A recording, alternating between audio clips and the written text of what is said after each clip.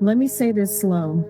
Some of us were never just students, we were test subjects. At the time, it felt random, and I thought they were just doing normal testing, but now I know that it was completely different. So you have these kids being blindfolded in these tests as well, trying to move things. I've never really had the courage to talk about it because it just makes me feel like a sleeper cell, and I don't really fuck with that.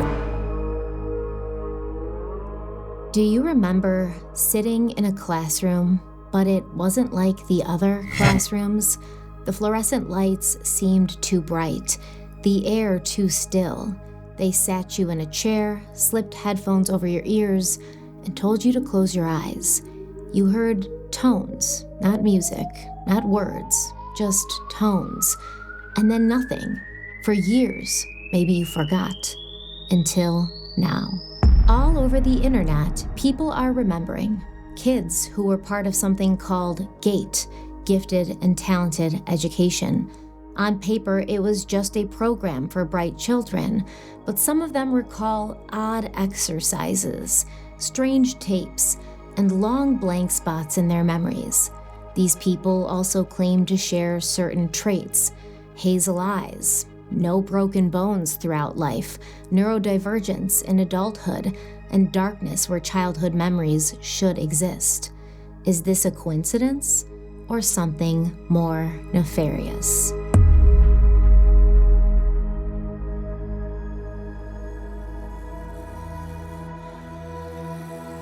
Because at the same time these children were pulled into GATE classrooms, the CIA was running a program called Gateway, a program designed to push the human mind outside the body and beyond time itself.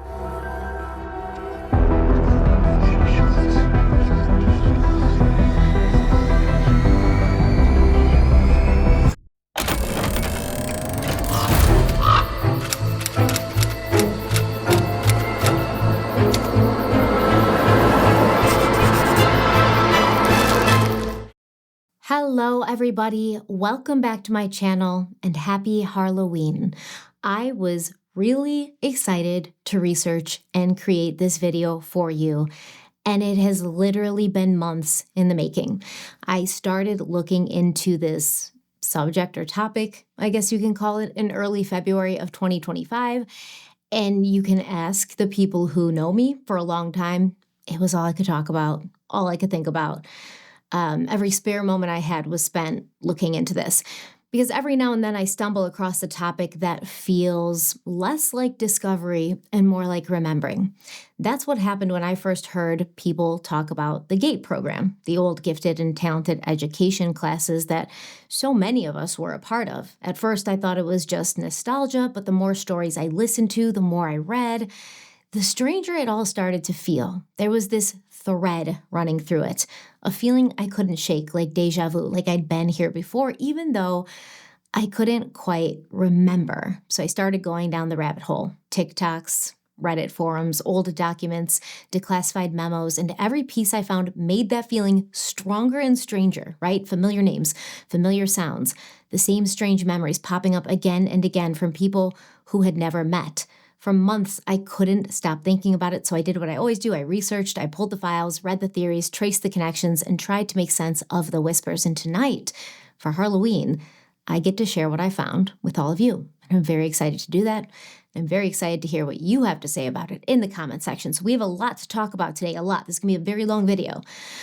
I'm sorry, but I'm not sorry, because it's all interesting and it's all great. You're going to like it. If you got to, take a few days to get through it, that's fine. If you get it through it all in one setting, maybe late at night while it's raining outside and you're alone in your house and you're absolutely terrified, that's great too. So we have a lot to talk about today, but first let's have a word from the sponsor of today's video, Surfshark VPN. As we talk about secret programs, hidden files, and information the government might not want you to see, let's make sure the only person tracking your activity tonight is you. This video is sponsored by Surfshark VPN, and honestly, it's the perfect partner for a story like this. When you're digging into the strange and the secretive, researching things that might make a few algorithms raise an eyebrow, you want to keep your connection secure and invisible. Surfshark is a VPN, or virtual private network, that encrypts everything you do online, your passwords, your searches, your messages, photos, videos, and it turns your data into unreadable code. Even if someone tried to intercept it, all they see is a scrambled mess of numbers and letters. Think of it like putting your entire internet connection inside a classified folder stamped confidential. And Surfshark doesn't just protect you on your computer. With one subscription, you can run it on an unlimited number of devices. Phones, tablets, computers, even smart TVs and gaming consoles. And it's not just your stuff. You can protect everybody that you care about. So your mom's computer, your mom's phone, your kids' PlayStations and Xboxes, your phone, your laptop, your tablet, everything that connects you to the internet, unlimited devices. And that's, to me, my favorite feature of Surfshark. So whether you're researching late at night, streaming documentaries, or scrolling on your phone at the airport, you're completely covered. It's also incredibly fast and easy to use. You just click connect, and Surfshark automatically finds the server with the best speed. And with over 3,200 servers in 100 countries, you can mask your location to almost anywhere in the world. That means you can unlock shows and movies from different Netflix libraries like Japan, the United States. You can watch BBC iPlayer or access sites that are restricted in your area. Plus, Surfshark has Clean Web, which automatically blocks trackers, malware, and those creepy ads that somehow know what you were thinking about 5 minutes ago. There's also Surfshark Alert, which notifies you instantly if your personal information ever appears in a leaked database, and Surfshark Search, which lets you look things up privately without ads or data collection. And for the really security-minded, Surfshark's multi-hop feature routes your connection through 2 servers instead of 1, adding another layer of protection, while the kill switch ensures that if your VPN connection ever drops, your real data stays sealed off. Surfshark also follows a strict no-logs policy, and their servers are RAM only, which means even if someone tried to seize them, your information disappears the moment they're disconnected. So whether you're exploring the mysteries of consciousness, deep diving into old government files, or just trying to protect yourself on public Wi-Fi, Surfshark keeps your information where it belongs, with you. I think Surfshark VPN is something that everyone should have on their internet-connected devices, and if you want to try it out for yourself, all you have to do is go to surfshark.com/stephanieharlowe and use code stephanieharlowe at checkout to get 4 extra months for free. Once again, that's surfshark.com/stephanieharlowe and use code stephanieharlowe. There's an E on the end of Stephanie and Harlow. With my code, you're going to get 4 additional months for free. Surfshark has a 30-day money-back guarantee, so you can try it out risk-free. Make sure it works for you, which it definitely will. Keep your curiosity wide open, but your connection close to anything that doesn't belong there. Thank you so much to Surfshark VPN for sponsoring today's video, and let's dive in. This is a complex topic. It's not a simple story at all. It's a tangle of CIA experiments, government classrooms, and strange memories that have followed people into adulthood. As always, to understand what happened at the end, we have to go back to the beginning.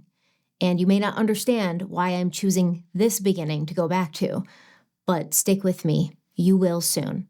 So Robert Allen Monroe was born in Indiana on October 30th, 1915, to a pretty typical family. His father was a college professor of Romance languages, and his mother was a musically talented, non-practicing doctor. Monroe studied engineering and journalism at Ohio State University, but he dropped out during his sophomore year due to an extended hospital stay for a facial burn. So in the 1930s and 40s, Monroe worked in radio broadcasting, and in the 1950s, he started his own company, RAM Enterprises, which originally produced and syndicated radio dramas, music shows, and entertainment programming. He ended up becoming very successful in the broadcast world, and by the mid-1950s, RAM, his company, had pivoted to sound research, specifically researching how audio could be used to improve learning and memory.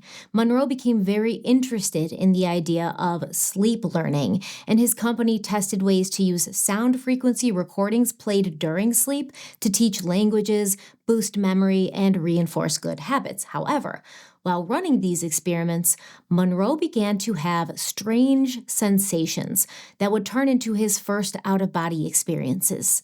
He claimed that for a year, he'd been having a recurring dream of flying a plane. And getting the plane off the ground, and once I got it off the ground, that I would look up, and here are all these wires. It was as if one were flying down the street, and there were all these power lines overhead and telephone lines, and you couldn't find a hole to get out of it.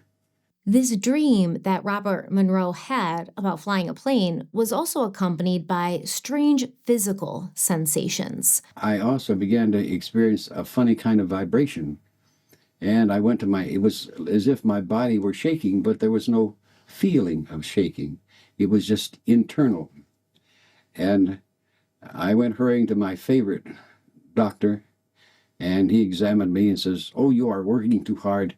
You are stress-filled, but there's nothing wrong with you. Go take a pill and relax or something." So once Monroe received medical confirmation that there was nothing, medically wrong with him, he sort of leaned into these strange sensations and events. He said that when he was in these states, these altered states, he was very scared at first, and he would have to fight to pull himself away from them. One particular afternoon when I was lying down, I said, "All right, fine." The vibration came. If it's going to kill me, let it kill me. So I waited and waited and waited. And after a while, after about 5 minutes, it faded away. I was still alive. So I thought, now I know it won't kill me. So I'm on safe ground.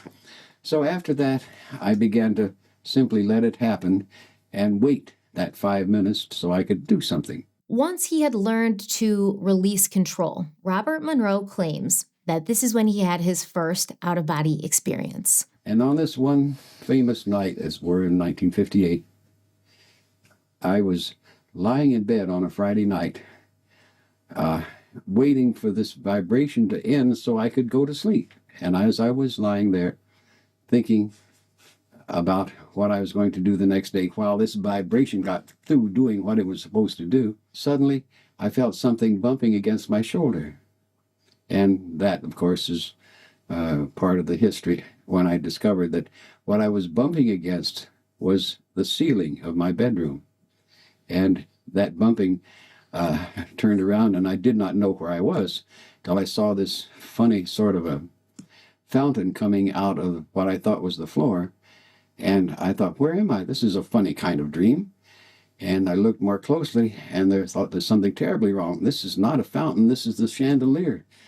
The light fixture coming out of the ceiling. So I looked around, and sure enough, down there in the bed below me was my wife lying in bed, and beside her was a man in bed. And I says, "What kind of dream is this? This is a strange dream.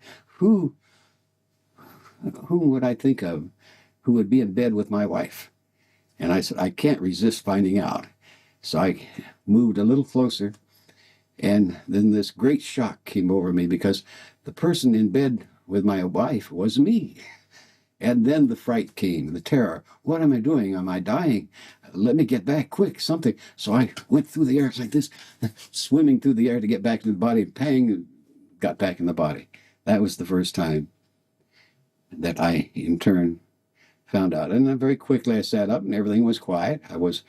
My heart was racing because I was excited, but everything else was fine. My wife's asleep, quiet, nothing, no problem. So that is exactly how it began, all the way back in 1958. In 1971, Monroe published his first book, Journeys Out of the Body, which became a cult classic and introduced the term out-of-body experience to the mainstream.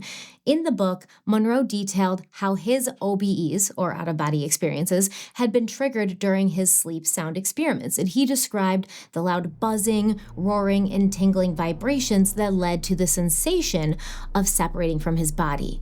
He also introduced the concept of locales, which he described as levels of reality beyond the physical world. Monroe described slipping free of his body, traveling across the earth and into other worlds, meeting beings that seemed to exist just beyond human perception. He felt that the physical body was simply a vehicle that the conscious self could leave at any time with the right atmosphere and practice. But Robert Monroe didn't stop at writing books about his out-of-body experiences. He wanted to understand them, to repeat them, to teach them, and maybe even to be able to scientifically prove them. So in the early 1970s, he opened a research center in the foothills of Virginia. He called it the Monroe Institute. To the outside world, it looked like a retreat for meditation and self-discovery, but inside, it was a laboratory for consciousness. Here, Monroe and his team developed something called hemisync, short for hemispheric synchronization. The idea was that by playing slightly different tones in each ear, the brain would lock onto the frequency difference. And you probably know this better today as the more modern term, which is binaural beats or binaural beat. And Monroe believed that this hemisync technology could synchronize the left and right hemispheres of the brain, opening the door to altered states of consciousness. Participants who took part in these studies described the same sensations that Monroe had: vibrations, roaring sounds, and the sensation of slipping free from the body. They reported lucid dreams, visions, and even journeys beyond time and space. And the strange part is that these states were repeatable, right? Like a normal scientific study, they have to be repeatable. So with the tapes, anyone could learn to tune the brain to a new frequency, like a radio switching stations. And this is when it seems the United States government became very interested in what Robert Monroe was doing. If sound alone could train the mind to leave the body, what else could it do? And more importantly, how could it be used? And that's when Monroe's hemisync tapes landed on someone's desk in the government. And to the CIA, this wasn't New Age mysticism, it was a potential tool. If altered states could be trained with sound, then maybe soldiers could learn to gather intelligence from across the world without ever leaving a locked room. So to understand why the U.S. government took Robert Monroe's ideas so seriously, we have to step back to the Cold War, which began in the late 1940s after World War II, when the alliance between America and the Soviet Union collapsed into suspicion and rivalry. The two nations never actually declared war on each other, but they competed on every front: military, economic, technological, even cultural. It was a battle to prove which country and which system of government would dominate the future. The Cold War was defined by fear. Fear of nuclear annihilation, of infiltration, and of falling behind.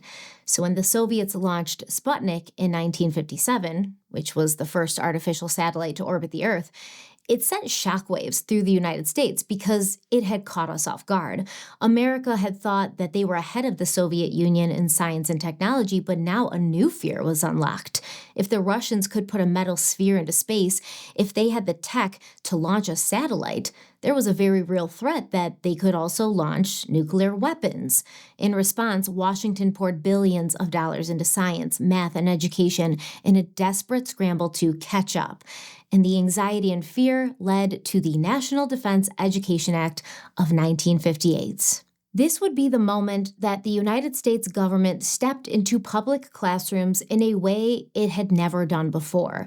This act pumped massive federal money into schools, which was something rare at the time since education had previously been considered a state and local responsibility. Almost overnight, the federal government started pouring money into math and science education, building out foreign language programs, especially in Russian, and creating the first large-scale student loan system to push more young people into universities, training them in physics, engineering, and other defense-related sciences. The government knew it was staring down a long, bitter rivalry with the Soviet Union, and they knew they needed citizens who could serve on every front of that war. Where better to begin than the classroom, where a child's mind could be molded, reshaped, and directed toward whatever purpose the state required. Raise them on math and science, and you produce engineers, scientists, inventors. Steer them into foreign languages and critical thinking, and you've built the next generation of intelligence agents. The classroom became a quiet factory, not just for learning, but for manufacturing the minds of the Cold War. But these kids were not just being trained and shaped, they were being watched and monitored. The National Defense Education Act ushered in the rise of standardized testing, along with a new wave of school guidance counselors and psychologists. On the surface, they were there to help, but their real role was to sift through young minds like files in a cabinet, probing for talent, for weakness, for patterns that the government could use.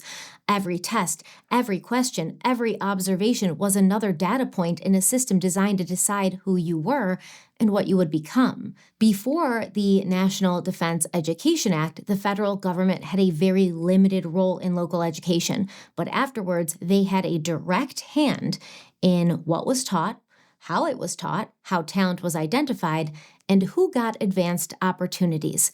This is because there were strings attached to the funding that these schools were receiving. There were certain guidelines that the schools had to follow. Some of the guidelines were clear. Schools were required to introduce standardized testing to single out students with potential in science, math, engineering, and foreign languages.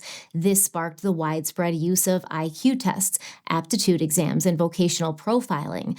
Schools that accepted federal funding were required to keep detailed records of student performance and program results, and much of that data was sent back to state and federal agencies, turning children's abilities and intelligence into entries in a national tracking system. This all sounds kind of crazy. It all sounds a little dystopian, but you can look it up. It's very true. Everything I'm saying is true. So by 1972, the push to sort and categorize children in the classroom took another official step forward. That year, the Commissioner of Education, Sidney P. Marland Jr., delivered a report to Congress on what he called gifted and talented children. It became known as the Marland Report.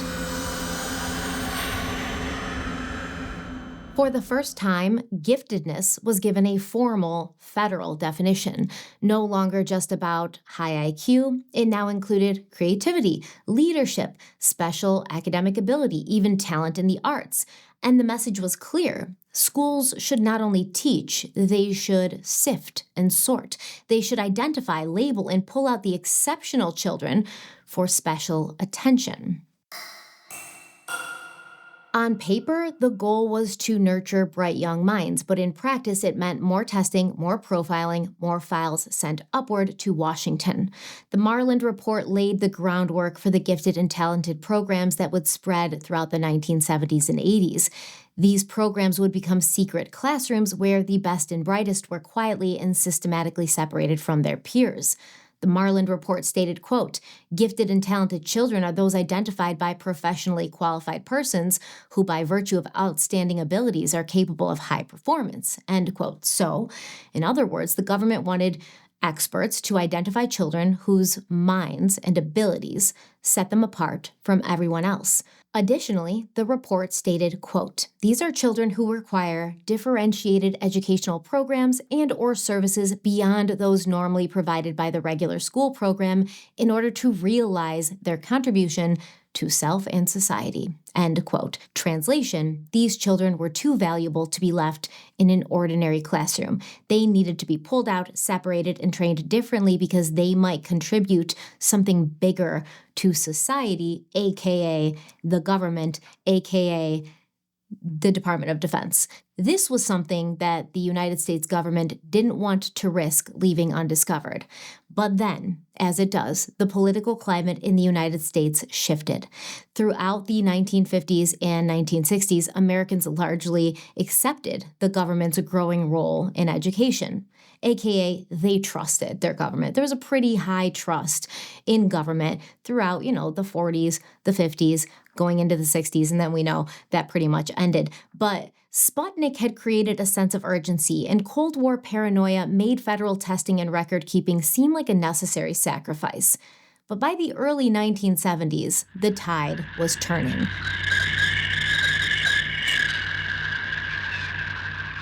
The Vietnam War had eroded trust in Washington. The Pentagon Papers revealed that the government had lied to the public about the war's progress. Then Watergate exploded, showing that even the president was willing to spy, deceive, and cover up.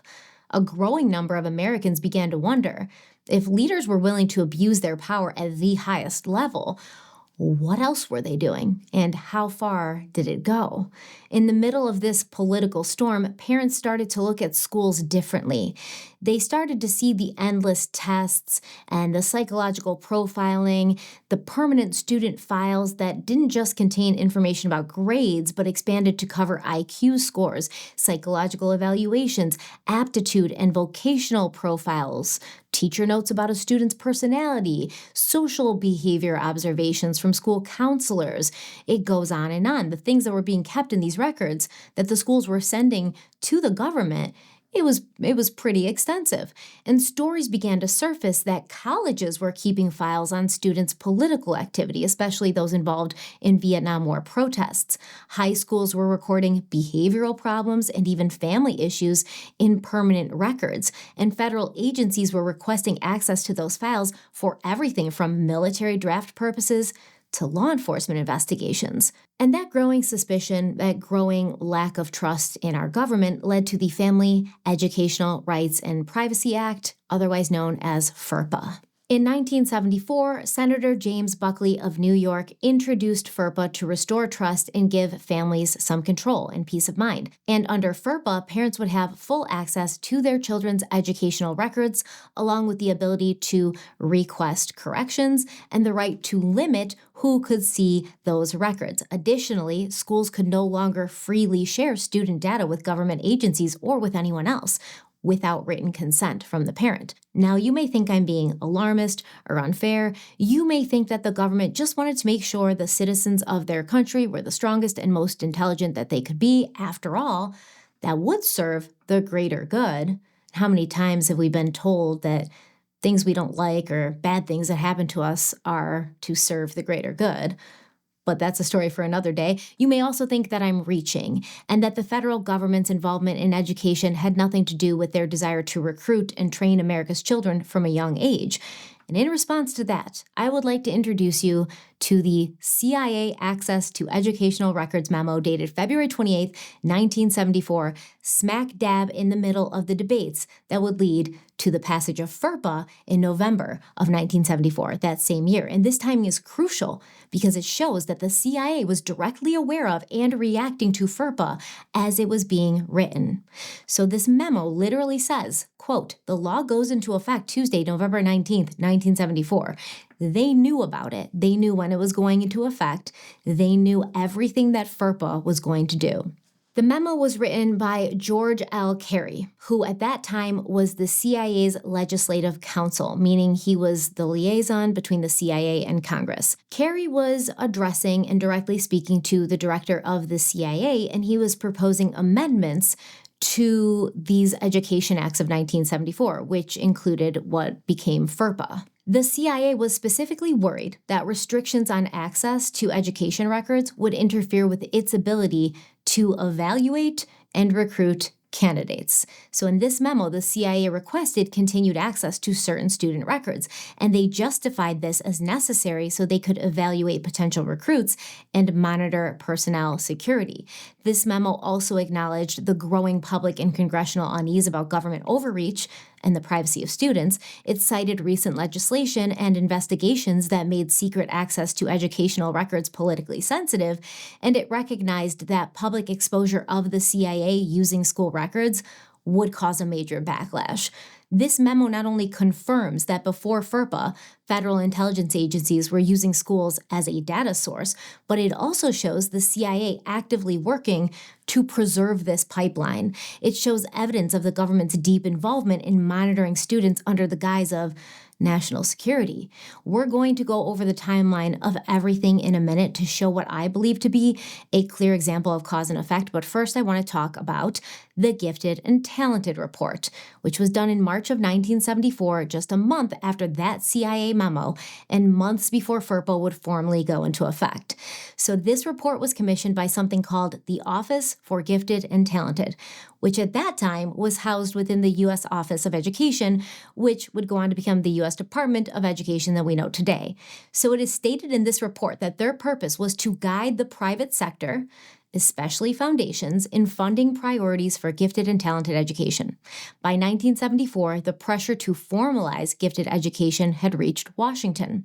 A federal report that spring argued for a central clearinghouse, a national office that could coordinate programs, collect data, and guide private foundations in funding the best and the brightest. It warned against relying only on IQ tests, pushing instead for broader ways of identifying talent, from creativity to leadership, and the message was clear. Gifted children were a national resource, too important to be left to chance. And later that same year, the government responded. The U.S. Office of Education officially created the Office of the Gifted and Talented, a federal unit with one mission: to sift out exceptional children and to shape their futures. Now, you might ask, how was the report commissioned by the Office for the Gifted and Talented when that office was not created until after the report went out? Well, it's complicated, and there are a lot of gray areas, as there always are. The 1974 report was technically commissioned by the Office for the Gifted and Talented, but here's the strange part. At that point, the office didn't officially exist, not yet. It was more like a shadow unit inside the Office of Education, already operating under the name, already shaping policy before Washington ever admitted it had been created. And later that year, the office was formally established on paper. So in other words, the machinery to sift out the gifted was already running before it even had a nameplate on the door. So let's look at this timeline because it's important. From 1958 and into the 1970s, the National Defense Education Act gave the government, the United States government, unprecedented access to student testing, aptitude records, and psychological profiles. In 1974, the Family Educational Rights and Privacy Act, FERPA, pulled that access back. Suddenly, schools could no longer just hand over student records to federal agencies. Months before FERPA was officially enacted, the CIA was scrambling to state their case to Congress that they should still have access to these records, and that FERPA was really putting a cramp in their style. The month after that memo went out, some random office inside the U.S. Office of Education began stressing the importance to create a central office that would coordinate resources, services, and support for America's most priceless resource, its gifted youth. Okay, so the government has access to student records, and then suddenly, because of FERPA, they're not going to anymore. The CIA is like, oh shit, we want access to this still. Then suddenly, an office in the U.S. Department of Education is like, hey, we should have a central area where we can find gifted and talented students and keep their records here with us. So, do you see what's happening? Do you see? I'm going to jump forward a bit, so bear with me because I promise I will tie this all back together. In 1988, the Jacob Javits Gifted and Talented Students Education Act was first passed by Congress as part of the Elementary and Secondary Education Act, and this act was the first dedicated federal funding stream for gifted and talented education. It also created the National Research Center on the Gifted and Talented, and it established a permanent nationwide program for these kinds of kids. In short, the Javits Act gave gifted and talented education a legal anchor and steady funding, but it built on 15 plus years of prior experimentation in schools, because by the time Congress passed the Javits Act in 1988, gifted classrooms weren't a new thing. For decades, schools had been quietly pulling children out of their classrooms, testing them, and running experimental programs under different names. They weren't called the Gifted and Talented Program, things like that. They were just using different names for these programs. By the late 1970s, almost every state had some form of gifted programming, and Congress appropriated small annual amounts for gifted education, for instance, around $2.5 million in 1975. The Javits Act didn't create the system, it simply gave official sanction to something that had already been happening in classrooms across the country, although on a smaller and obviously quieter scale. Basically, these early non-official programs were test runs for what was to come. These early classes were called pull-out enrichment programs, where chosen students would be removed from their regular classes for a few hours a week. The students who participated in these pull-out courses described them as feeling different, less structured, more experimental than their traditional lessons. And they recall doing activities like logic puzzles and brain teasers, which were sometimes very advanced for their age at the time, along with creative writing and divergent thinking tasks. So one example given was the student being asked to list 50 uses for a brick, right? Here's a brick. What can you do with this brick? Well, you can build something with it, or you could hit someone over the head with it, or you could put it and make it a doorstop. See, I'm done. I got 3 and then I'm done. Could you grind it down and use it for something? I don't know. I'm not that smart or gifted and talented. So some of these programs also included foreign language immersion, especially Russian and German, which reflected the Cold War concerns of the time. Other students remember being taught Morse code, ciphers, and logic games tied to cryptography. There was also something called creativity labs, which were especially popular in the 1970s. And during these sessions, children would sit in darkened rooms and take part in different activities. They would listen to soundscapes or music and then be asked to report visions or stories they were seeing in their heads as they listened. The students would also be asked to draw abstract ideas, right? So like fear or time, something abstract that you can't necessarily draw, but the instructor would ask the student, think about fear, the idea of fear, and draw what you think that looks like. The children would work with clay, sand, or mirrors to stretch perception. And let me explain what I mean by that. The kids would be given a lump of clay, and then they would be asked to shape and reshape the clay rapidly while an instructor gave them prompts. And this was intended to train the kids to shift perspective quickly. Tables or trays of sand would be used for pattern making or drawing symbols, so a student might be asked to draw a sound or show the instructor these abstract ideas, like what fear looked like in the sand. Mirrors were also sometimes used in these labs, and the kids would be told to draw or write while only looking in the mirror, which forced their brains to adapt. Other children were asked to stare at their own reflection while describing what they saw changing over time. And this is actually very disturbing because what these kids, these very small kids, sometimes are being asked to do is called the mirror staring effect. And it combines psychology, perception, science, and a touch of the uncanny. So when you stare at your own reflection for several minutes under steady or dim lighting, your brain begins to misinterpret visual input. Your own face can appear to morph, distort, or change. And people often report seeing their own features shift into someone else's, or their faces stretching, shrinking, or melting. Sometimes they even report seeing a superimposed image of an animal, a demon, or a monster settling over their own mirrored image. Psychologists call this the strange face illusion, which happens because your brain's facial recognition system gets tired and it fills in the gaps with projections from the subconscious. And it can cause a very strong sense of disassociation, like the face in the mirror is no longer you. The instructors called it a creativity exercise, but in reality, this technique is a guided disassociation, a way of destabilizing normal perception and drawing out altered states of consciousness. And I don't think I need to tell you that for a child whose brain is still developing, it could feel like a very surreal or even terrifying experience to potentially see their faces melting, or the face of a monster looking back at them, or even the idea that they had become someone else. I tell you all of this to show you something, right? Let's go back to the timeline.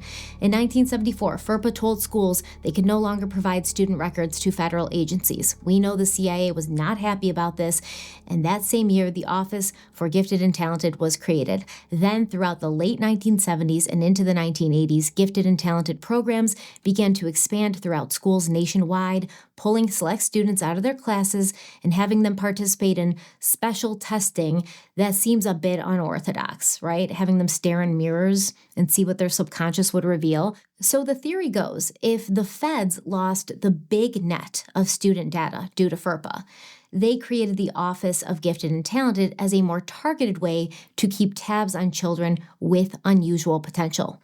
Before FERPA, the government had a file on every child, but after FERPA, that broad access was cut off. However, suddenly a new program appears, identifying a subset of children for special attention. From the outside, it almost looks like FERPA closed one door, so the government opened another with these gifted and talented programs. Right? Are you keeping up with me here? So that brings us back to Robert Monroe and the CIA's interest in his gateway technique. We talked about how in the 1970s, Monroe and his team developed HemiSync, using binaural beats to synchronize brain hemispheres.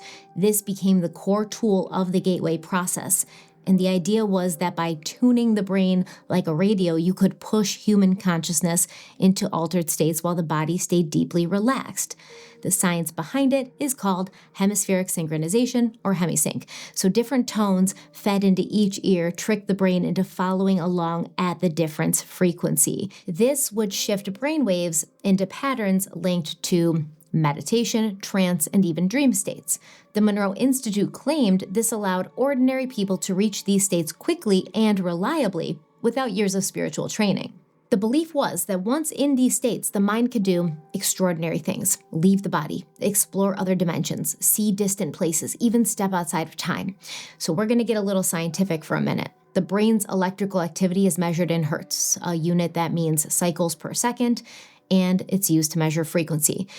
So if something vibrates, pulses, or repeats every second, that is 1 hertz. When we talk about the brain in hertz, we're talking about how many times its electrical rhythms pulse every second. Slow brain waves called delta, are linked to deep sleep. A little faster, theta brain waves show up in dreams and meditation. Alpha waves are even quicker, tied to calm, focus, and creativity. Then come the beta waves, the busy brain states of problem solving or stress, and gamma waves, the lightning-fast sparks of insight. Right at the edge between theta and alpha sits 8 hertz, which Robert Monroe was very specifically focused on because he believed that 8 hertz was the gateway frequency.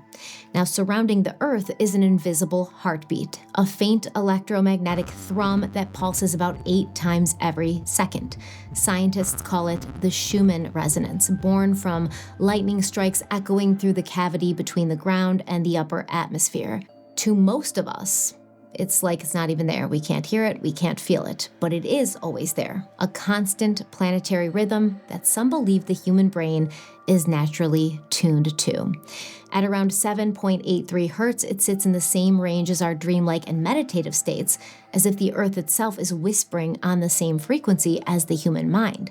Robert Monroe and many others believed that 8 hertz was the gateway frequency because that frequency is the perfect sweet spot where the mind is calm and clear but not asleep. The body is deeply relaxed and consciousness can resonate with Earth's natural frequency. This is why the gateway technique used binaural beats designed to bring the brain down into the 8 hertz range. Monroe believed that this overlap opened the door to altered states of consciousness. But in essence, it works this way. If we put a 100 hertz audio signal, which you can hear, and put it in one ear, and put a 108 hertz signal in the other ear, the differential between those two would be an 8 hertz signal. When we used that and had a person listen to it, the brain would synthesize that 8 hertz frequency. The brain wouldn't hear it, incidentally, but the electrical signals in the brain synthesize that 8 hertz differential. A slight variation of it as far as the Schumann resonance is the one that we as humans grew up with through millions of years, and it will create a form of physical relaxation. Because of that, you are partially freed of the restrictions that are upon you during this normal wakefulness here. And as a result, you are freed, your mind is freed to perceive in ways that it has not perceived before. And that's where a lot of meditation takes place. Now, there's not only scientific support for this, but also a potential historical connection. Long before science discovered the Schumann resonance, humans had already been tuning into it. Siberian shamans would drum at a steady 4 to 7 beats per second, often on large frame drums. And they did this without the intention of entering a trance, but they did enter a trance, and then they felt that they left their body and traveled to the spirit world. Anthropologists have documented shamans reporting a roaring vibration and the sensation of flying out of their bodies when they're in this 4 to 7 hertz, which is strikingly similar to what Robert Monroe later called the vibrational state. Tibetan monks chant deep, resonant mantras in extended low frequencies, and when the groups chant in unison, the harmonic vibrations fall into the 7 to 9 hertz range. Practitioners describe it as merging their consciousness with the universe, tuning themselves into the cosmic order, and modern studies with EEGs show that their brains do, in fact, shift into theta-alpha rhythms during chanting. In traditional ceremonies, Navajo medicine men used drums and rattles to produce steady, trance-inducing beats, and participants described visions, connection with ancestors, and journeys guided by spirits. The rhythm of these drums and rattles again hovers around the 4 to 8 beats per second sweet spot. These people didn't use instruments to measure hertz, but their rituals locked their brains into the Earth's own heartbeat, the same resonance we now know hums at 7.83 cycles per second. They thought they were calling spirits, and in a way, maybe they were the spirit of the planet itself. Now, I'm going to walk you through a typical gateway session as quickly as I can while still trying to keep all the important relevant information. The gateway process was designed to take an ordinary person from a normal waking state into a series of altered states where, in theory, consciousness could separate from the body and move beyond time and space. It worked in steps. First, guided breathing and visualization calmed the body, while tones called binaural beats nudged the brain into synchrony, a state Monroe called hemispheric synchronization. This created what he described as mind awake, body asleep. From there, participants could be guided into progressively deeper levels. Monroe called them focus levels. Focus level 12 is when a participant achieves a sense of perception beyond the 5 senses, along with heightened intuition and an altered sense of space. Focus level 15 is referred to as no time, when the participant experiences a sense of timelessness, and Monroe claimed that this state could be used to explore the past and the future.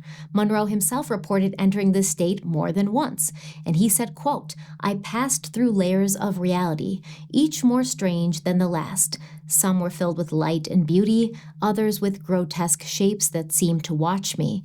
I was a traveler in a place where human words have no meaning." End quote. In fact, Monroe claims to have traveled through different times, both past and future. He wrote about slipping into earlier eras and observing scenes that felt like recordings of human history. He also claimed to have occasionally glimpsed possible futures of humanity.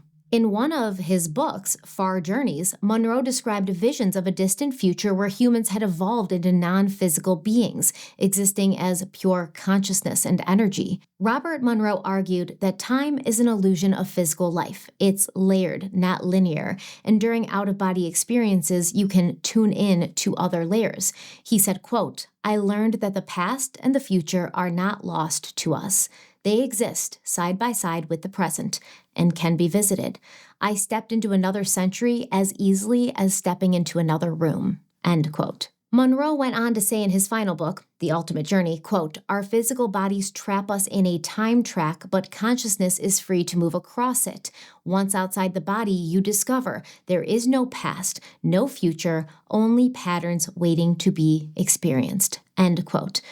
Although Monroe spoke often about his visits to the past and future, he was very careful to explain that this wasn't necessarily time travel in the way we imagine it. He wasn't stepping into a machine and being transported to the streets of Rome. In these times, he felt himself present and observing, but he did not seem to be visible to the people in that other time or place.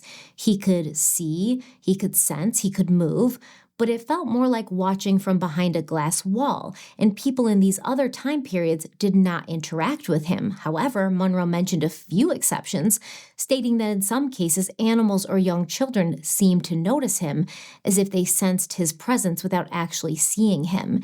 He wrote, quote, "I walked through their world unseen. The people went about their lives unaware that another pair of eyes was upon them.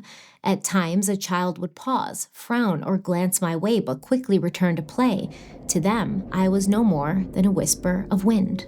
End quote. Focus level 21 is the boundary between ordinary reality and other dimensions, and Monroe called it the edge. It's been described as a launch point for contact with other intelligences.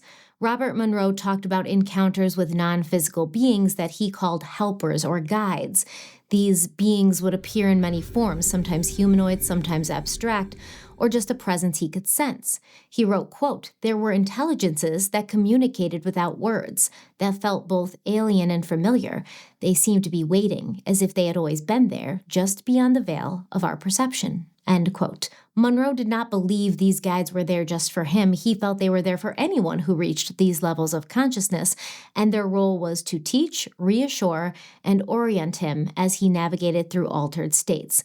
Sometimes they would reassure him when he became afraid. Other times they would answer his questions or show him scenes, like a traveler being shown exhibits in a museum, fireside rituals from ancient tribes, futures where cities glittered with unfamiliar technology, vast dreamlike territories where the dead lived out their earthly beliefs, each world molded by faith or fear.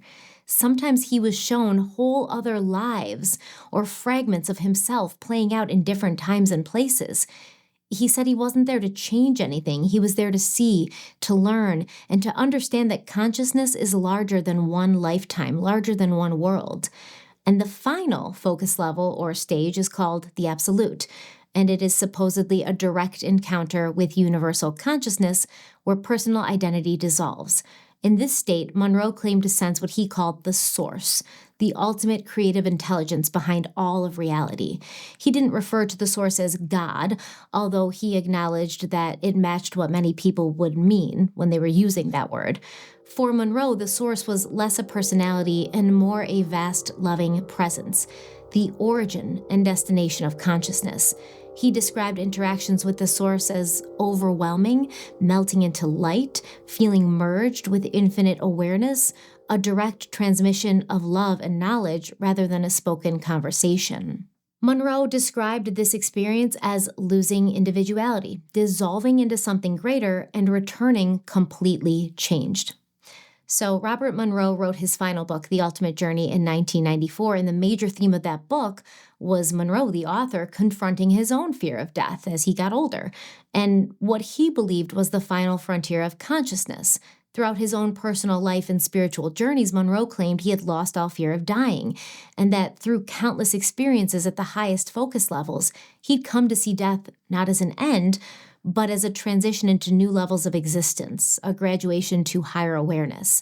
Monroe felt that consciousness survives the physical body's death and that each of us is connected to a larger network of selves that he called the I there.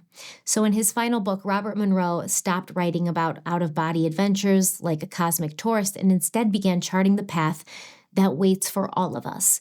The ultimate journey was his message from the other side of fear, that death is not the end, but a doorway into something vast, and that each of us is only a fragment of a greater self spread across time and space. For Monroe, the last and greatest trip was learning how to die, and this was a trip he embarked on the following year, in 1995. This is the first step along your path to a gateway beyond which is discovery, your own discovery of reality, of truth, of who and what you are. Robert Monroe's story reads like a modern myth, a broadcast executive who, while experimenting with sound, began slipping out of his body and cataloging what he found. He wrote it down, he built an institute, and he turned audio experiments into a repeatable training system. That repeatability is what changed everything. By the 1970s, U.S. intelligence had already been warned through spies, open source science, and rumor that the Soviet Union and other states were funding parapsychology. The Soviet Union began studying ESP and psychokinesis in the 1920s, but after World War II, they began to pour more funding into this research. By the 60s and 70s, accelerated by the Cold War, intelligence reported that the Soviets were investing millions into psychic research, and it came to light that scientists had been quietly collecting reports of citizens with unusual abilities. One of these citizens was Nina Kulagina, who popped up on her government's radar during a hospitalization for stress-related health problems. During her hospital stay, doctors witnessed Kulagina do things they couldn't explain, such as move small items on her bedside table without touching them. She could feel colors with her hands, like she had knitting yarn next to her bed in a basket, and she could touch the yarn and tell you which color the yarn was without even looking, just through her hands. So over the next 20 years, Nina was studied by over 40 scientists, and she was filmed doing various tasks that were unbelievable. These films of her demonstrating PK were made in a Russian hotel room and smuggled out of the country by American researchers. She gets the object moving with gestures of her hands or by fixating the object with nothing more than her eyes. Kulagina has been studied intensively for more than 10 years by Professor Sergeyev of Leningrad University, who has reported on her work. According to those present at these demonstrations, it sometimes takes Mrs. Kulagina 2 to 4 hours to rev up her supernormal powers. Her pulse races to 250 beats a minute. She loses up to 3 pounds after a demonstration of psychokinesis. Edward Naumov is a Soviet researcher sitting to the left of Ninel Kulagina. He reports she was actually much sicker than she looks in the film. The strain on her heart was so great, we had to stop the camera several times. Kulagina was also reportedly able to separate egg whites from yolks and alter or stop the beating of a frog's heart during a laboratory test, along with being able to affect the cardiac or physiological functions of other animals. And I know we're used to the Russians doing some wild experiments and studies throughout history. You know, the fact that they've been studying ESP and psychokinesis and stuff like that since the 1920s does not surprise me at all. But it wasn't just them, right? It wasn't just them. Declassified German files showed the Stasi, the secret police, had a parapsychology unit in the 70s and 80s that studied remote viewing, clairvoyance, and dowsing, which, if you didn't know, is a psychic ability that's used to be able to locate things underground. So like underground military sites in the terms of like defense. By the 1980s, United States intelligence had also noted China's interest in what they called exceptional functions of the human body, or EFHB. During the late 70s and early 80s, China experienced a wave of Qigong fever. And this meant that breath and energy work and meditation had moved from being a folk practice to a national craze, drawing in millions of practitioners and leading to mass gatherings of thousands who would practice together. Now, the goal was to cultivate and direct qi, which they believed was life energy, in order to alter the mind-body state. Amid this craze, some people began demonstrating these extraordinary functions of the human body, such as telepathy, psychokinesis, clairvoyance, and even paranormal healing. Children, it seemed, were especially prone to showcasing these abilities, specifically being able to read things inside sealed envelopes. They could identify hidden objects. They could move small objects with their minds. According to a CIA document, quote, from 1979 to 1982, research into ESP and PK among children swept through China. Many hundreds of children with EFHB were found throughout the nation. Groups to investigate this phenomena were formed in almost all educational and research centers in large cities, and even in some elementary and secondary schools, end quote. So some of these studies involving children were done with defense or government-related funding in Beijing, meaning that they weren't just fringe experiments, but actually overseen and sponsored by official state institutions like the Chinese Academy of Sciences and the Chinese Science and Technology Association, led by Dr. Chan Shusen in 1987, who was a major defense scientist, sometimes called the father of Chinese rocketry. At the very same moment, Americans were slipping on headphones and following Monroe's tapes into out-of-body journeys, millions of Chinese citizens were gathering in parks to practice Qigong, breathing, visualization, and tuning their minds to the universe's energy. In both countries, the belief was the same. The human mind could change its frequency like a radio and suddenly pick up signals from beyond ordinary reality. And in both countries, the state was watching closely, wondering how these supposed hidden powers might be used. In that climate, Monroe's methods were suddenly valuable intelligence, a civilian recipe for induced altered states that might, in skilled hands, be turned into a method for gathering information. The CIA and Army funded tests, worked with contractors and research labs such as SRI, and quietly commissioned reports to assess one uncomfortable question. If consciousness can be trained to perceive beyond ordinary limits, can it be used in the field? Can it be used by the government? The answer would take years to sort out and would produce some of the strangest documents in America's intelligence history. On June 9, 1983, the CIA received a classified Army document titled Analysis and Assessment of the Gateway Process, a report that tried to explain how Robert Monroe's techniques might actually let human consciousness escape the limits of space and time. The CIA was especially interested in how this could be used for intelligence gathering, remote viewing, and strategic advantage.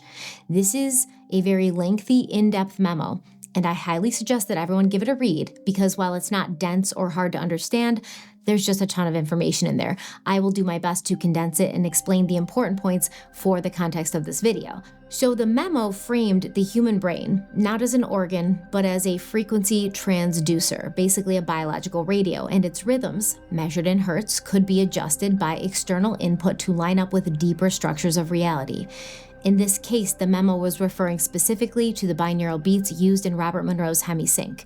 The idea was, once the hemispheres of the brain are synchronized, they stop interfering with each other and allow the mind to achieve a coherent signal strong enough to interact with the universe at large.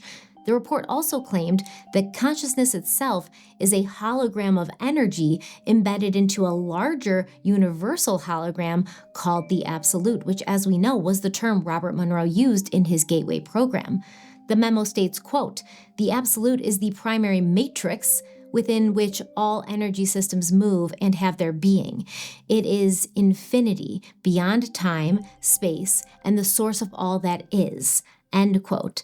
The CIA report heavily referenced the work of physicist David Bohm and neurophysiologist Carl Pabram, who both advanced the holographic model of reality. Now, I'm no scientist, and I'm sure the majority of you are not as well, so let's try to break this down into the simplest of terms. Think of the holographic model of reality like a hologram on a credit card. You can see the whole image even if you cut the card in half.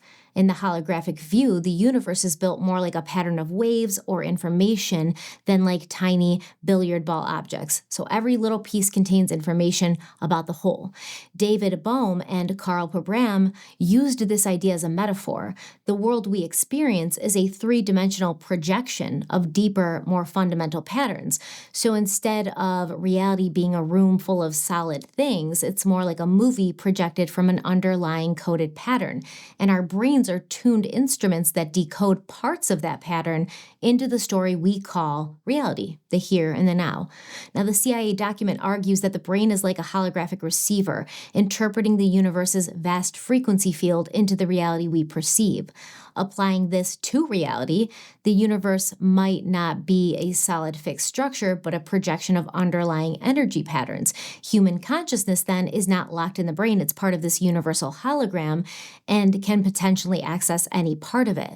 The CIA document said that altered states of consciousness can shift our brain's tuning, letting us tap into parts of the hologram beyond ordinary perception. And this could explain certain phenomena like remote viewing, precognition, and out-of-body experiences. So instead of creating reality, your brain is more like a radio that's normally tuned into one station, which is our everyday reality. But with certain techniques, you can retune the dial and pick up other stations, aka hidden layers of reality. Now, the question would be, why are we stuck on this one channel, this channel of everyday reality? And the theory behind that is our brains have evolved to keep us alive, not to explore cosmic mysteries. Most people go through life thinking what they see, hear, and touch is all there is. The Gateway report suggests that it's not true. It says our brains are like radios built with the ability to pick up thousands of channels of reality, but here's the catch.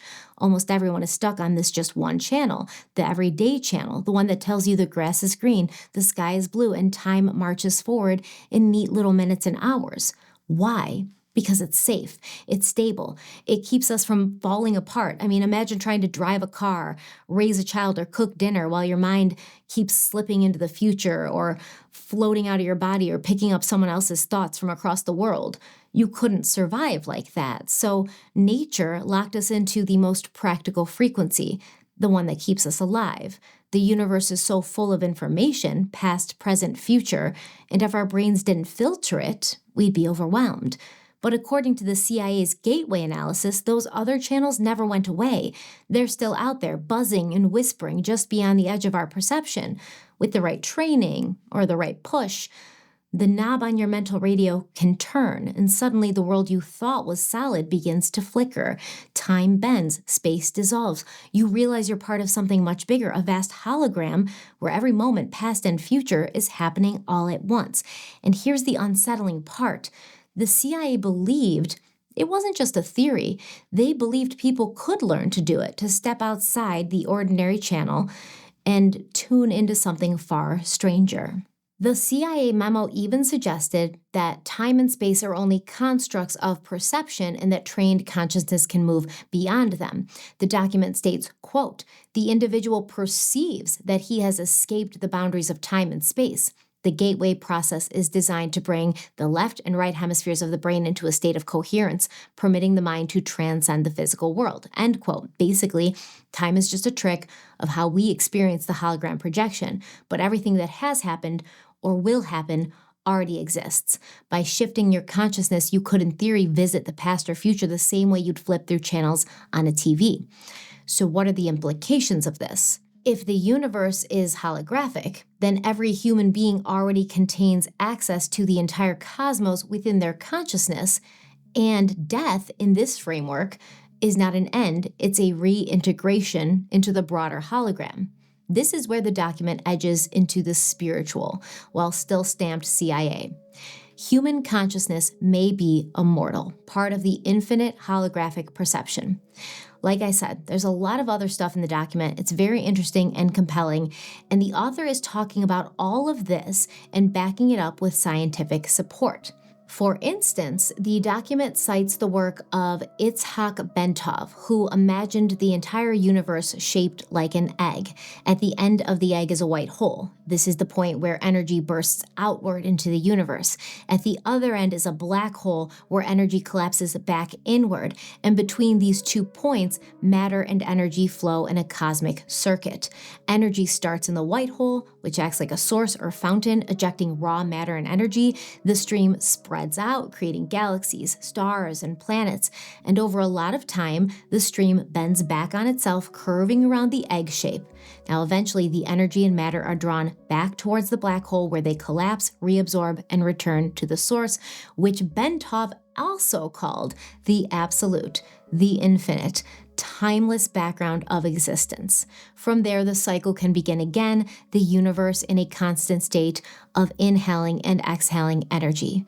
Bentov tied this cosmic flow to information storage. He felt that as energy moves through the cosmic egg, it creates interference patterns like ripples overlapping water, and those patterns form a universal hologram, recording every event that happens anywhere across time.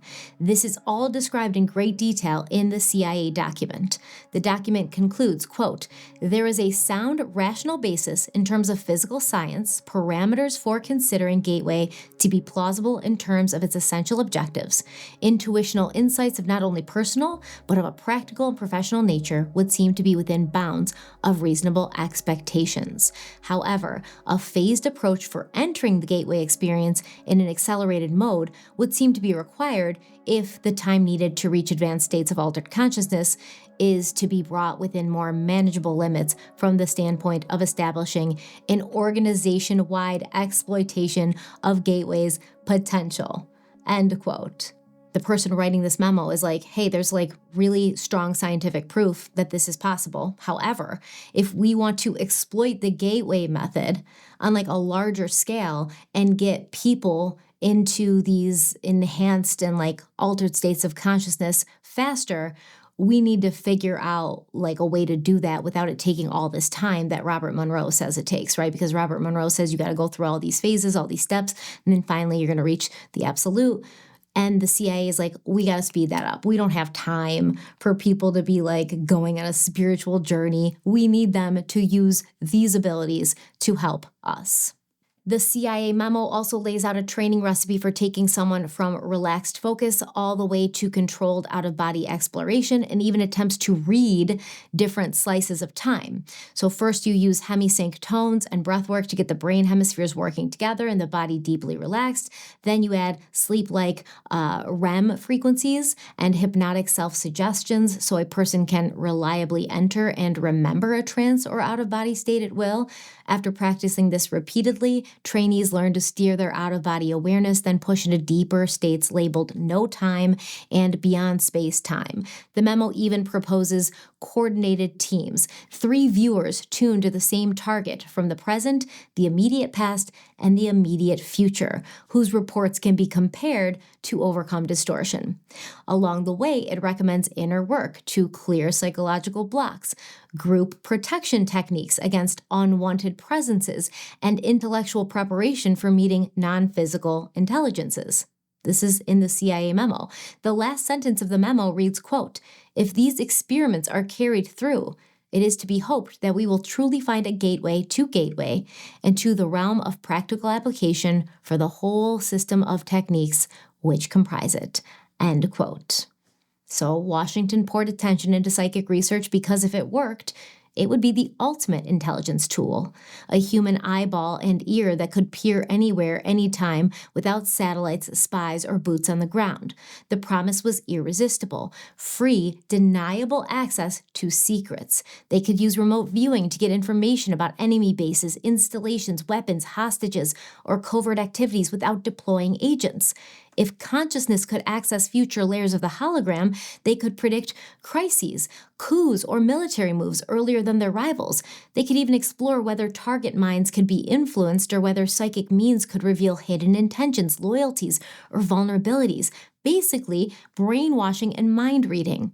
The CIA memo doesn't name test subjects, but it absolutely proposes a structured experimental regimen designed for military/intelligence trainees. It wasn't aimed at random volunteers either. It was aimed at creating trained operators who could enter out-of-body states on command, gather data, and report back. So let's talk about the Stargate program, which was the umbrella name given to a series of classified U.S. military and intelligence programs studying remote viewing and psychic phenomena. These programs ran from the early 1970s until 1995 and involved the CIA, the Defense Intelligence Agency, the U.S. Army, and contractors like the Stanford Research Institute, otherwise known as SRI, and Science Applications International Corporation. So early experiments were done at civilian research centers like SRI, and to the public, they looked like innocent university research projects, but behind the scenes, the work was classified. Funding came from government appropriations for defense and intelligence, aka taxpayer dollars, but was then funneled into classified accounts known as the black budget. By the late 1980s, the CIA's official position was that remote viewing was real enough to study seriously. They cited specific evidence for remote viewing, and they acknowledged that not everyone was capable of doing this. They claimed that most people in tests performed no better than chance, but a small percentage of people did consistently score higher, which convinced the CIA that those people had a real capability. That is when the CIA shifted their focus from the question of whether remote viewing existed to the question of who could do it and how would they identify and train these people. And that's when the group screenings began. It was a talent hunt looking for those who were capable of extraordinary things. The CIA conducted many remote viewing tests with participants who were sometimes pulled from the military, sometimes from the general population. These people would sit in quiet rooms, often with headphones on and minimal distractions, and researchers prepared sealed envelopes or computer-generated randomized coordinates for the participants to identify. In some tests, hypnosis was used to deepen concentration or remove mental noise in order to see if altered states would boost accuracy. And it appears that they did identify some of these people through their tests and trials. In 1979, a remote viewer allegedly described a new Soviet weapons facility, which was later confirmed by satellite. Remote viewing sessions in the 80s reportedly provided details on the location of a kidnapped United States general in Italy. And in 1989, remote viewer Joe McMoneagle described a new class of Soviet submarine before it was officially detected. Is it really possible to see through someone else's eyes or sense through their senses? Actually, we're not sure exactly how it works, but it is possible to report on the position or place that they're located. And how accurate is it? Over a number of times, about 4,000 plus times that I've been tested in a lab under lab conditions, I'm running about 25 to 28% of the time I get to target. 4 sealed envelopes. 4. Which one will he choose? Number 4. The die says number 4. The envelope contains the secret location for his part in this remote viewing experiment. Okay. Meanwhile, Joe McGonigal is on his way to a specially prepared room monitored by security cameras, where he'll be locked away while he attempts to demonstrate his extraordinary ability. He'll never be out of sight of one of our cameras. For the first time for anyone actually involved in the experiment, the site of the remote viewing is now revealed.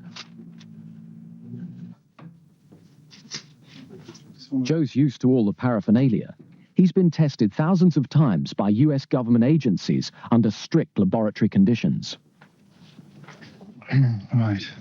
Okay. Is everything okay for you? Oh, yes. That's fine. Okay. So it's a minute to 10:15. We'll be starting in a minute. Accurate timing is important. The person transmitting must be in precisely the right place when Joe starts his remote viewing. The person who's out there at the site at the moment.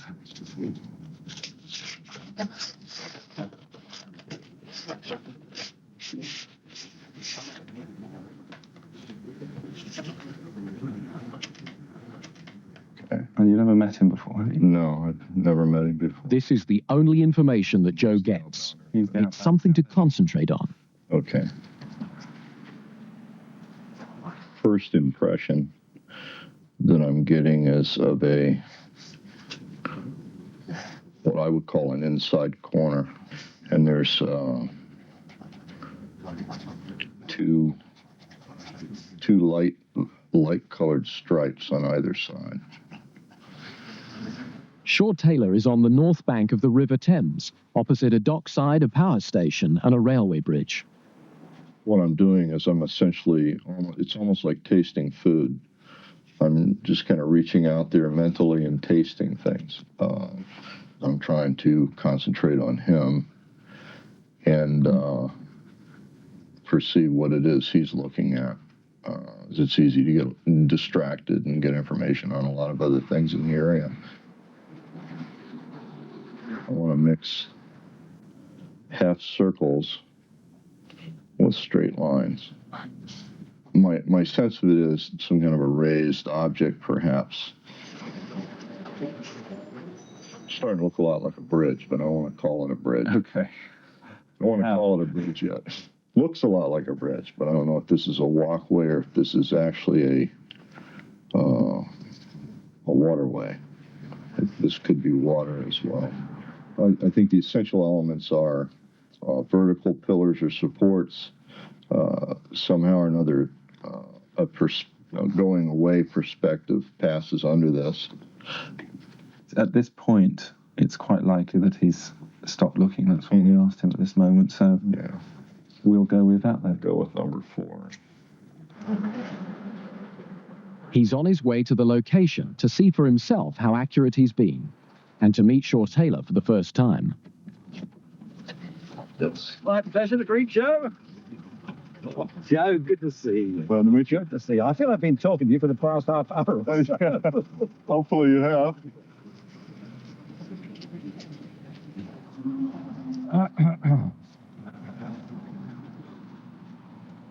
The moment of truth. Water, you've got water certainly. Up here. Now, I tell you what is very interesting, because I know the bridge. Uh-huh. And I was very much aware of trains passing over it. Yeah. So I must confess it is quite possible. I'm not trying to stretch it. No, I kept getting a great throughway with some kind of the arches or something at the end. The incredible thing is that he could have described anything in London. A churchyard, a stadium, a park, a railway station, almost anything. But it was water and a bridge, just as Shaw could see it. So how does all of this tie back to the Department of Education's Gifted and Talented program? I know we got a little off track, but once again, trust me, it's all going to come together. So let's go back to the timeline. In 1958, the National Defense Act gave the United States government open access to the records of American school children, and Washington began pumping massive amounts of federal money into schools, which hadn't really happened before. In 1972, the Marland Report talked about gifted and talented children and urged states to create programs to support these children. Then 1974 rolled in and a lot happened. In February, a CIA memo revealed that they were aware a new law was passing the following November, which would limit government access to student information. And the CIA was not happy about this, openly acknowledging that they used schools for recruitment purposes and that they were fighting to try and maintain access to this information. The following month, March of 1974, the Gifted and Talented Report spoke about making the Gifted and Talented Office official in the Department of Education and devoting resources to setting up these programs in public schools across America. From this point on, test programs were set up in schools that sorted some of the children out of their classrooms and put them in separate rooms where they were guided through a variety of tasks that seem absolutely strange. In 1983, we have a CIA memo created to assess the Monroe Institute's Gateway process and its effectiveness in expanding human consciousness beyond physical limitations. This is the part of the timeline we already know, and I'm going to add a few points to it now. In December of 1988, a CIA document titled Mass Screening for Psychoenergetic Talent stated that a screening effort had been mounted during the previous 2 years to discover individuals who showed natural remote viewing ability. And out of 196 individuals, 3 people showed evidence for this skill. This is obviously showing a deliberate effort to test groups of people under controlled conditions with the goal of spotting innate psychic abilities. But the report specifically says, quote, traditionally, psychoenergetic experimenters at SRI International have relied on the remote viewing of a relatively small number of talented persons in laboratory experiments. But as the number and nature of experiments and or applications increases, the necessity for discovering additional talented individuals becomes acute. End quote. That same year, the Jacob Javits Gifted and Talented Students Education Act was passed by Congress. That means the same year the CIA said they needed to come up with ways to discover additional psychic talent, we also see the first dedicated federal funding stream for gifted and talented education. Both initiatives were about finding hidden talent. Both emerged in the late 80s, mid-Cold War intelligence experimentation, and both carried the aura of selection, testing, and pulling people aside from the general population. Am I saying that the CIA was suggesting that they would turn to schools as a way to discover additional talent? I'm not necessarily saying that out loud, but it's also not impossible that an initiative for testing children for these abilities early on would be a method that the government would use. Many cultures and researchers alike have claimed that children are more psychically open than adults, and that the very things we call telepathy, precognition, or remote perception show up more easily in childhood. The reasons offered are simple. Children's minds are less trained to dismiss strange experiences. Their brains are more plastic and more dreamlike, and they aren't yet burdened by the social filters and skepticism that shut down wild imaginations and impressions. This is why so many experiments and sensational demonstrations in the Cold War era focused on children. The Soviet Union did it, China did it, And we've done it too. Maybe the CIA documents that discuss psychic experiments with children are still in the vault, after all. If American parents didn't want the government in their children's school records, how would they feel about the government getting into their kids' brains?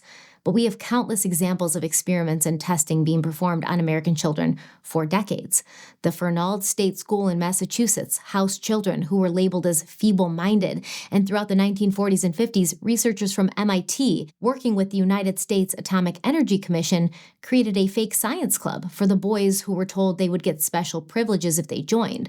What they got instead were piping hot bowls of oatmeal mixed with radioactive iron and calcium tracers so that researchers could study the effects of radioactive isotopes on the human body. Of course, there was no informed consent because who the hell would consent to that? At Willowbrook State School, developmentally disabled children were intentionally infected with hepatitis to study the course of the disease and test vaccines, and this happened from the 1950s all the way into the 1970s. During the 1960s, adolescents at Laurel Children's Center in Maryland were dosed with high levels of psychoactive drugs like LSD and mescaline as part of MK-Ultra-linked studies on behavior. I could keep going, but you get the point. So let's go back to the timeline and add another layer. 1989, when a CIA document titled An Effort to Improve Remote Viewing Quality Using Hypnosis suggested the CIA was exploring ways to enhance remote viewing performance by combining screening with hypnotic techniques. Quote, in 1986, SRI was tasked to explore the use of hypnosis as a method for improving remote viewing. The rationale for choosing hypnosis as a tool for improving remote viewing was twofold. Hypnosis has been associated with the manifestation of psi phenomena since the days of Mesmer. Experimental work in the area has shown that there is consistent improvement in ESP scoring with a trance induction condition compared to a no induction condition. End quote. So where is this all going? What's it all leading to? Well, adults who were enrolled in gifted and talented programs decades ago are now questioning if they were unknowingly the target of a covert CIA project to identify potential psychic gifts. A pattern has emerged in personal stories, missing childhood memories, intense sensory experiences, unusual health or learning profiles, and the sense that they had been quietly watched. Now, dozens of people, going on hundreds of people, honestly, are comparing notes online. The same odd tests, the same strange exercises, similarities that go beyond coincidence. And if you remember gate tag being pulled out for advanced testing, you weren't being rewarded, you were being flagged. And not just for your brain. You ever wonder why some of us always felt different after that? Like vivid dreams, hearing tones, feeling watched, memory gaps, like your childhood just got scrubbed from you. And why only certain kids got it? Usually the gifted ones, the ones who could see things others ignored. After that, you got labeled hyperactive, too sensitive, needs medication. And just like that, your truth got buried under a diagnosis. Were you in the gifted and talented program as a child? Some people called it GATE, some people called it GT. There's actually a lot of different names depending on where you live in America. But do you remember being selected in elementary or middle school for some sort of accelerated learning program and being taken out of class and brought into other rooms with a smaller group of children? And do you have an extremely hard time remembering that? Basically, the GATE program would like come to schools and they would take children and put them in these really dim lit rooms with no windows, and they'll give you like an old headset. These were the headphones. Some people might just see these and get like an instant trigger. And basically what they would do is they'll have us take these strange tests like remembering shapes and like patterns. When you place those testimonies next to what we know from declassified CIA memos, lobbying to retain access to student records, government investment in gifted offices, and the Army's gateway analysis, the ordinary story of education starts to look like a more complicated seam in Cold War history. This is the moment we move from paperwork to people, their memories, their fears, and the hard questions of whether the classroom doubled as a recruitment and screening ground for something far darker. So there's many Reddit threads talking about this, but there's also an entire Reddit thread devoted to bringing former GATE kids together, and they've compiled a list of common experiences, memories, and traits. They remember being pulled into the program after standardized testing and told to not talk about anything to other students outside of the program because the other kids might feel excluded or jealous. As far as what happened in these secret classrooms, I'm going to break that up into 5 sections: hearing tests, pink drink, curriculum, tests and tasks, and common similarities. So for some context, I was in the GATE program during my elementary and middle school years, so I'll sprinkle in my own experiences as we go, if they are valid, which sometimes they will be.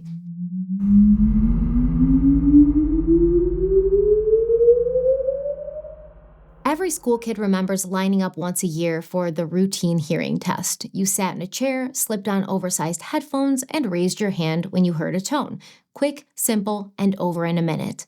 But former GATE students describe something far stranger. For them, the headphones weren't an annual ritual, they were a weekly one. Heavy, padded, corded headphones clamped over their ears, connected to bulky machines. The tones weren't just a pass or fail, they were patterned, repeated, sometimes painfully high-pitched. If you were in the gifted and talented program as a child, you probably have super limited memory of most of the things that went on there, except for a few odd things that stick out in your mind, like this hearing test. As someone who went through this program myself, but is also a registered nurse trained in pediatrics, I want to clear up a little bit of confusion for the people who think that this was just the standard hearing test. First and foremost, yes, there is a hearing test that we administer to all school-age children looking specifically for hearing deficits.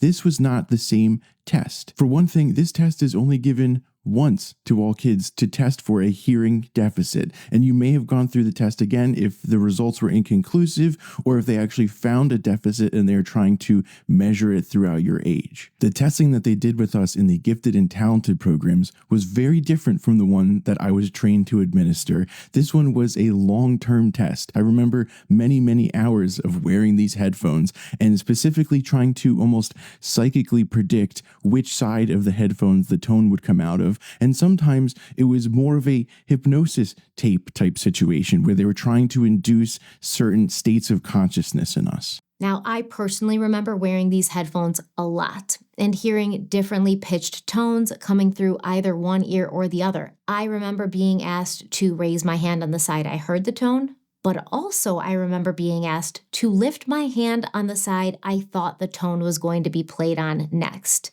So that's very interesting to me because that doesn't seem like something that would be a part of a hearing test, right? That seems almost like prediction, anticipation. Will you be able to tell us, or maybe pattern recognition, like will you be able to tell us what side we're going to play the tone on next? And this creator, Jake Knows Nothing, believes it might have been a test for psychic ability, and that could be, but it also could have been an indicator for pattern recognition. I also remember listening to different meditative sounds, sometimes just white noise, other times guided meditations, but that took place in a different room where they would pull the desk to the side of the room and then lay mats on the floor and turn the lights off and then ask us to lay on our backs on the mats and listen to the headphones. And after the session, we would be asked to write down what we saw in our heads or what we felt while we were laying there listening through the headphones. And if we fell asleep, we would be asked, what did we dream while we were laying there listening to the headphones?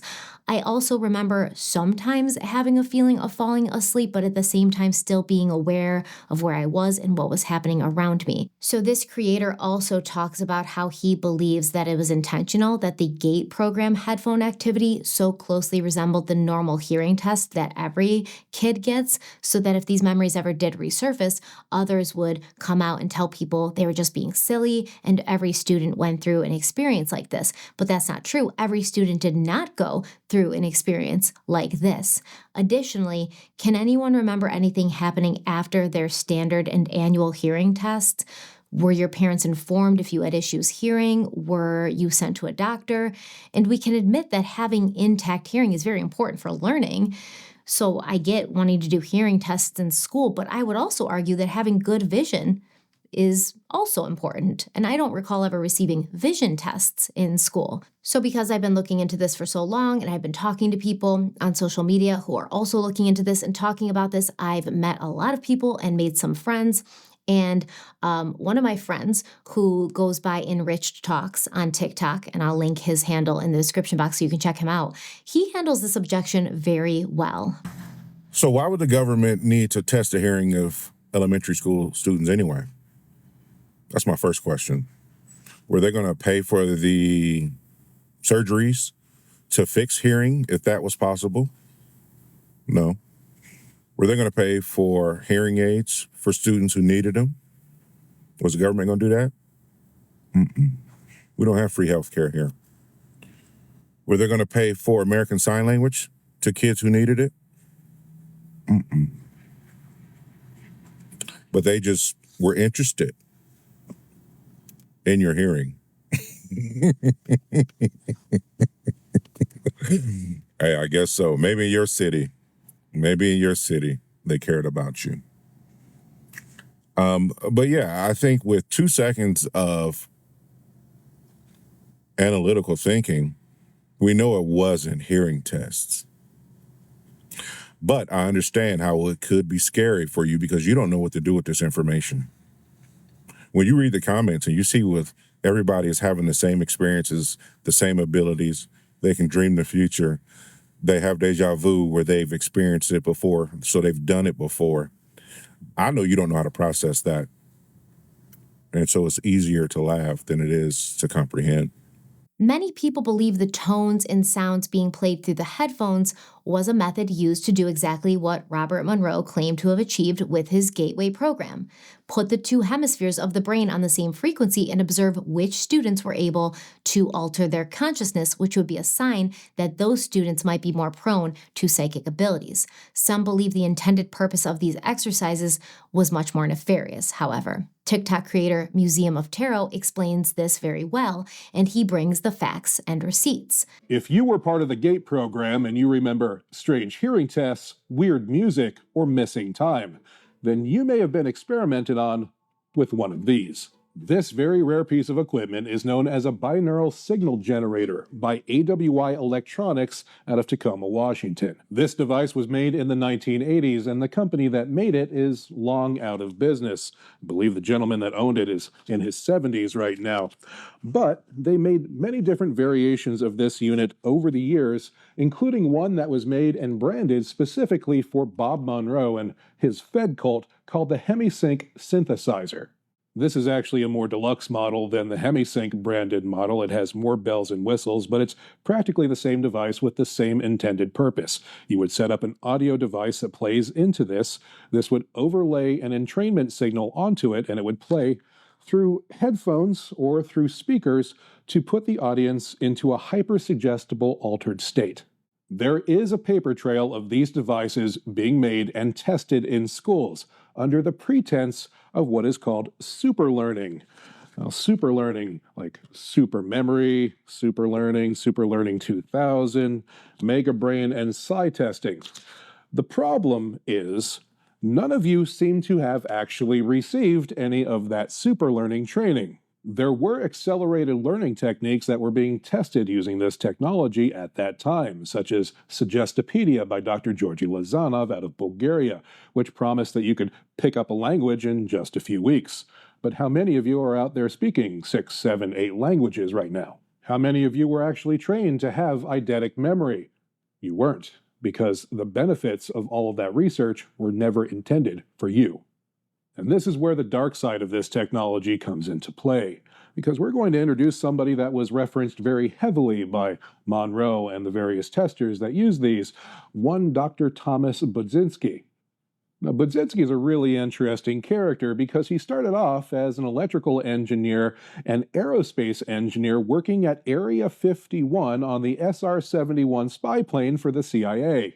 And wouldn't you know it, in typical Fed fashion, he makes a mid-career change just after he reached the top of the aerospace industry. He decides to go off and study something completely unrelated in psychology. namely the use of binaurals and biofeedback in order to dominate the human mind. He had mastered aerospace weapon system, so he wanted to master another weapon system, the human mind. And he created an early version of what would later be called hemisync, that he called twilight learning. And I'm going to read to you that twilight learning utilizes EEG neurofeedback to train the subject to enter the theta rhythm dominant brain state of 4 to 7 hertz, and then presents auditory change messages to the individual while in this hypersuggestible state. One of the symptoms that people report when they've been put into this hypersuggestible hypnotic state is the perception of missing time. And I know from reading many people's accounts of being in the GATE program, including my own experience in the GATE program, how many people report that they went off to do hearing tests or other assorted testing, and they thought they were gone for 15 minutes or a half hour, and when they got back, they were gone for an hour or 2 hours. From the last 200 years of hypnosis studies, we know that the more intelligent a person is, the better a hypnotizable subject they are, and the more capable they are of retaining difficult information in their hypnotized alter state. So what was everybody being reprogrammed with? Or as Budzinski calls it, rescripting.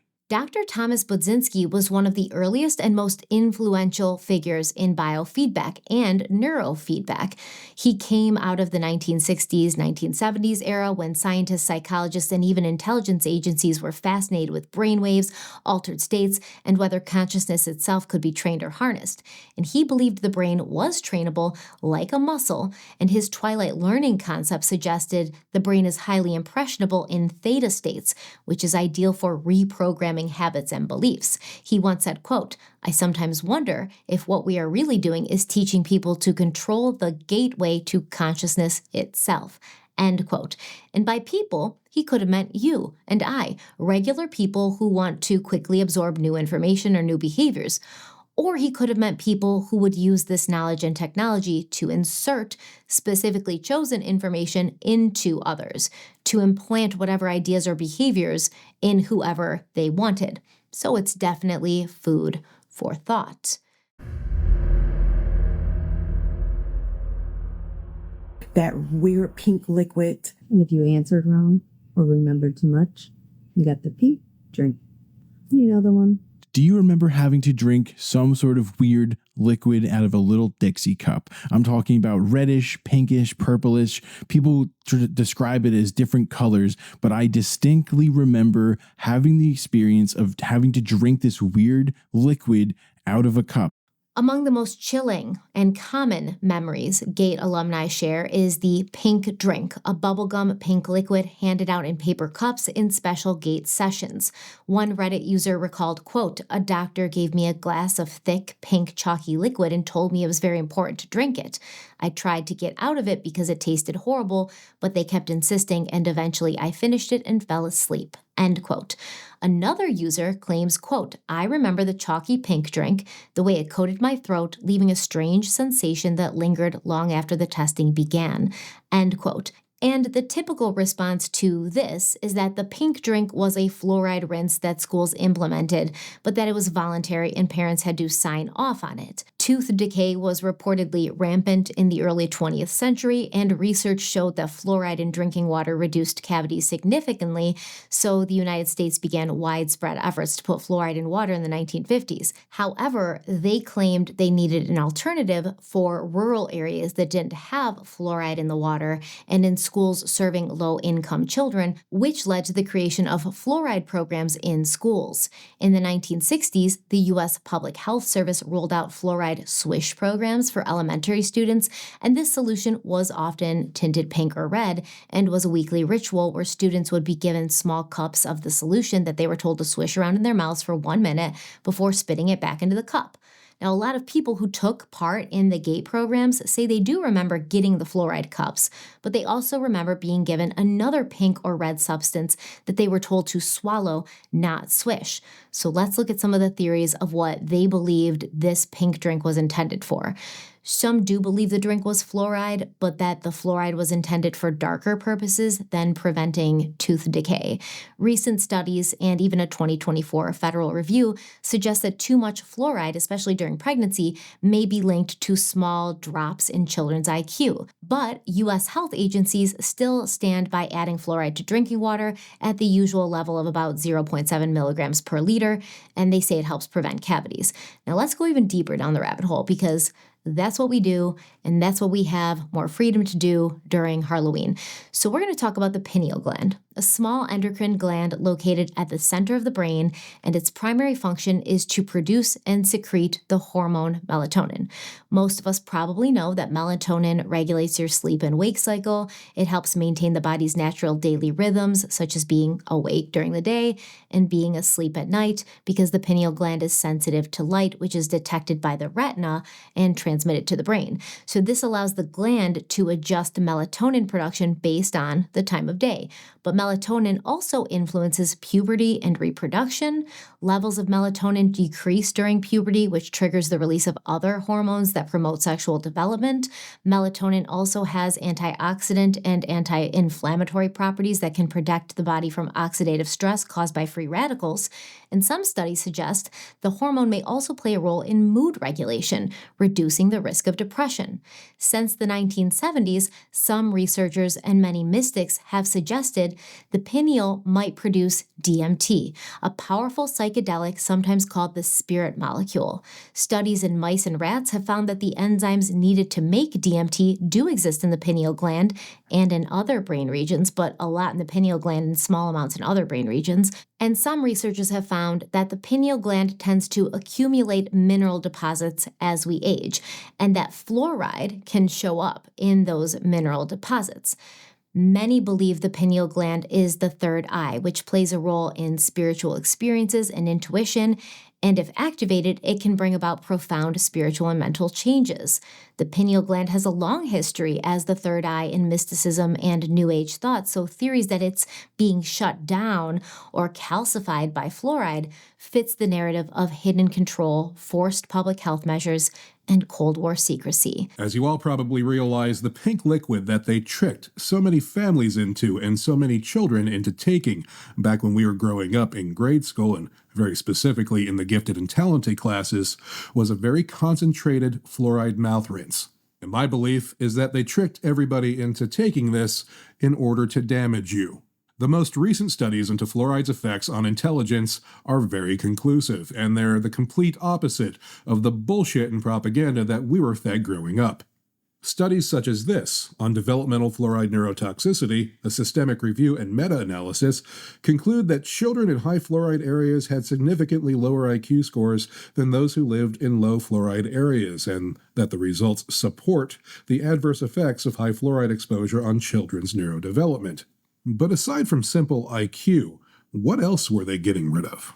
Well, this study focuses on cognitive impairment induced by excessive fluoride, and it shows that prolonged exposure to excessive fluoride causes fluoride accumulation in the hippocampus, resulting in cognitive dysfunction. If you've been following my work for any amount of time, you know that I've exposed you to the work of the late Dr. Michael Persinger, who proved conclusively that the hippocampus is where telepathy, clairvoyance, and intuition occur within the brain. Every animal has intuition. We are supposed to have intuition, and the fact that this crap directly impacts the area of the brain that allows for intuition is no coincidence.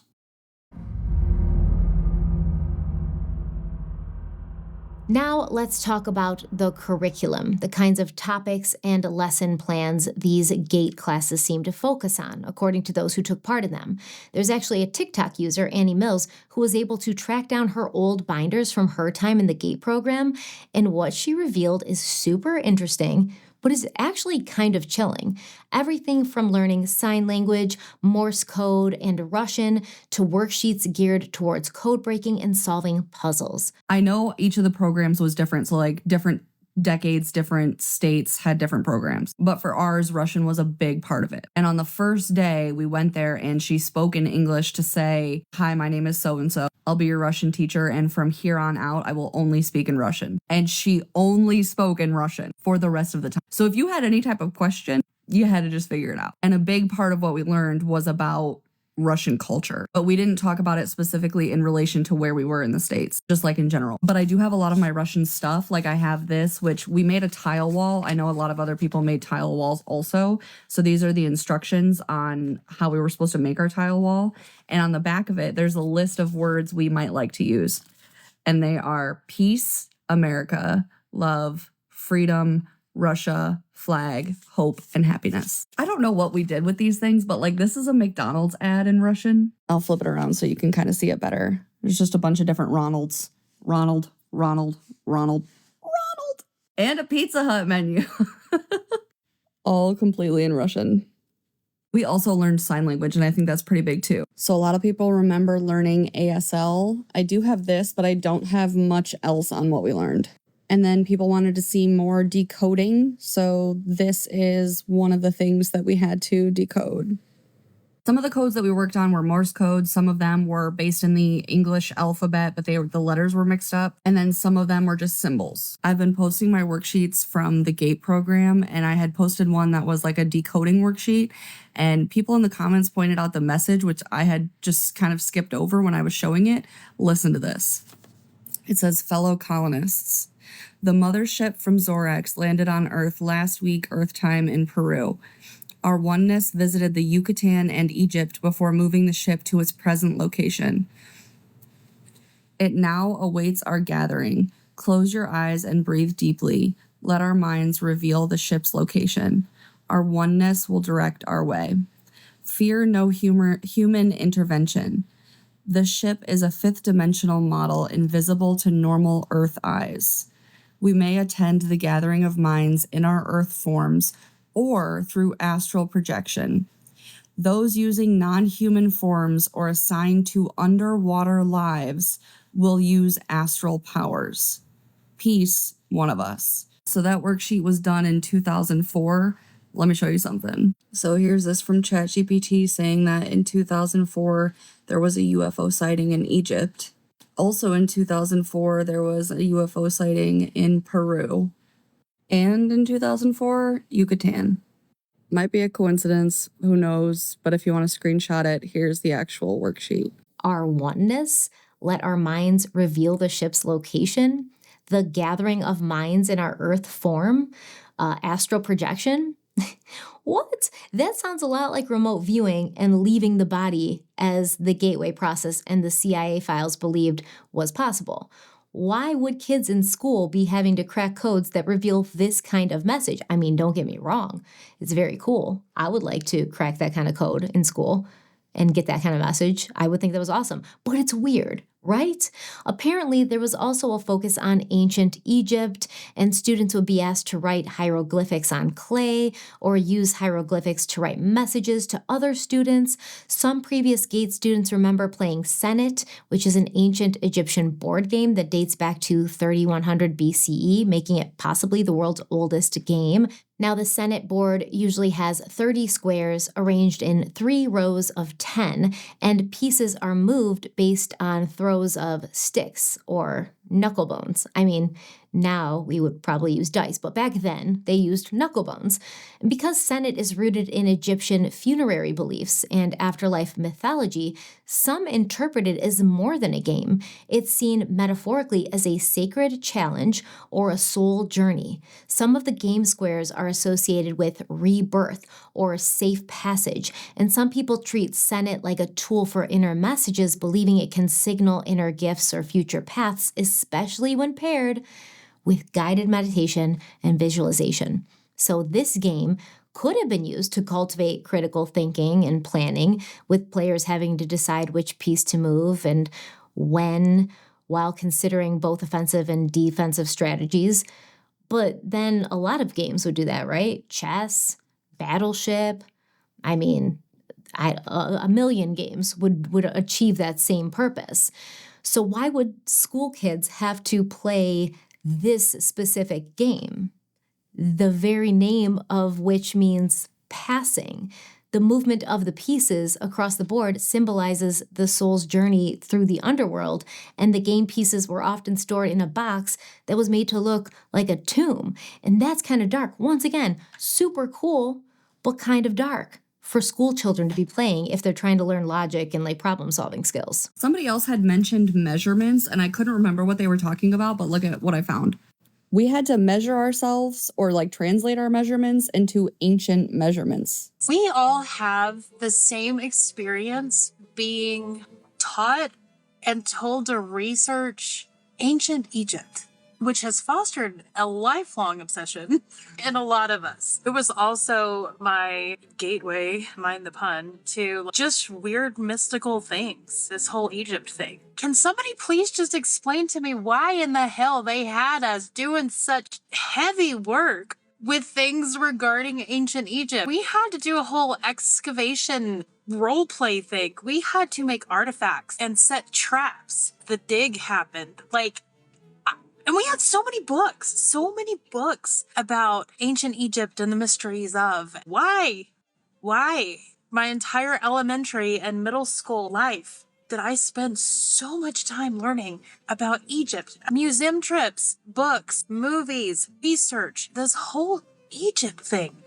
Why? But the curses, tombs, and artifacts, and lore, and Greek mythology. We spent a lot of time on that too, on mythology in general. But why? I mean, that's where my obsession with history and different cultures began, honestly, back in I think I would say even grade school when we started learning about ancient Egypt. And when I was in the GATE program, we did special trips and things that other kids didn't get to do. And we went to different places and we actually talked to people who were skilled and educated in that specific culture.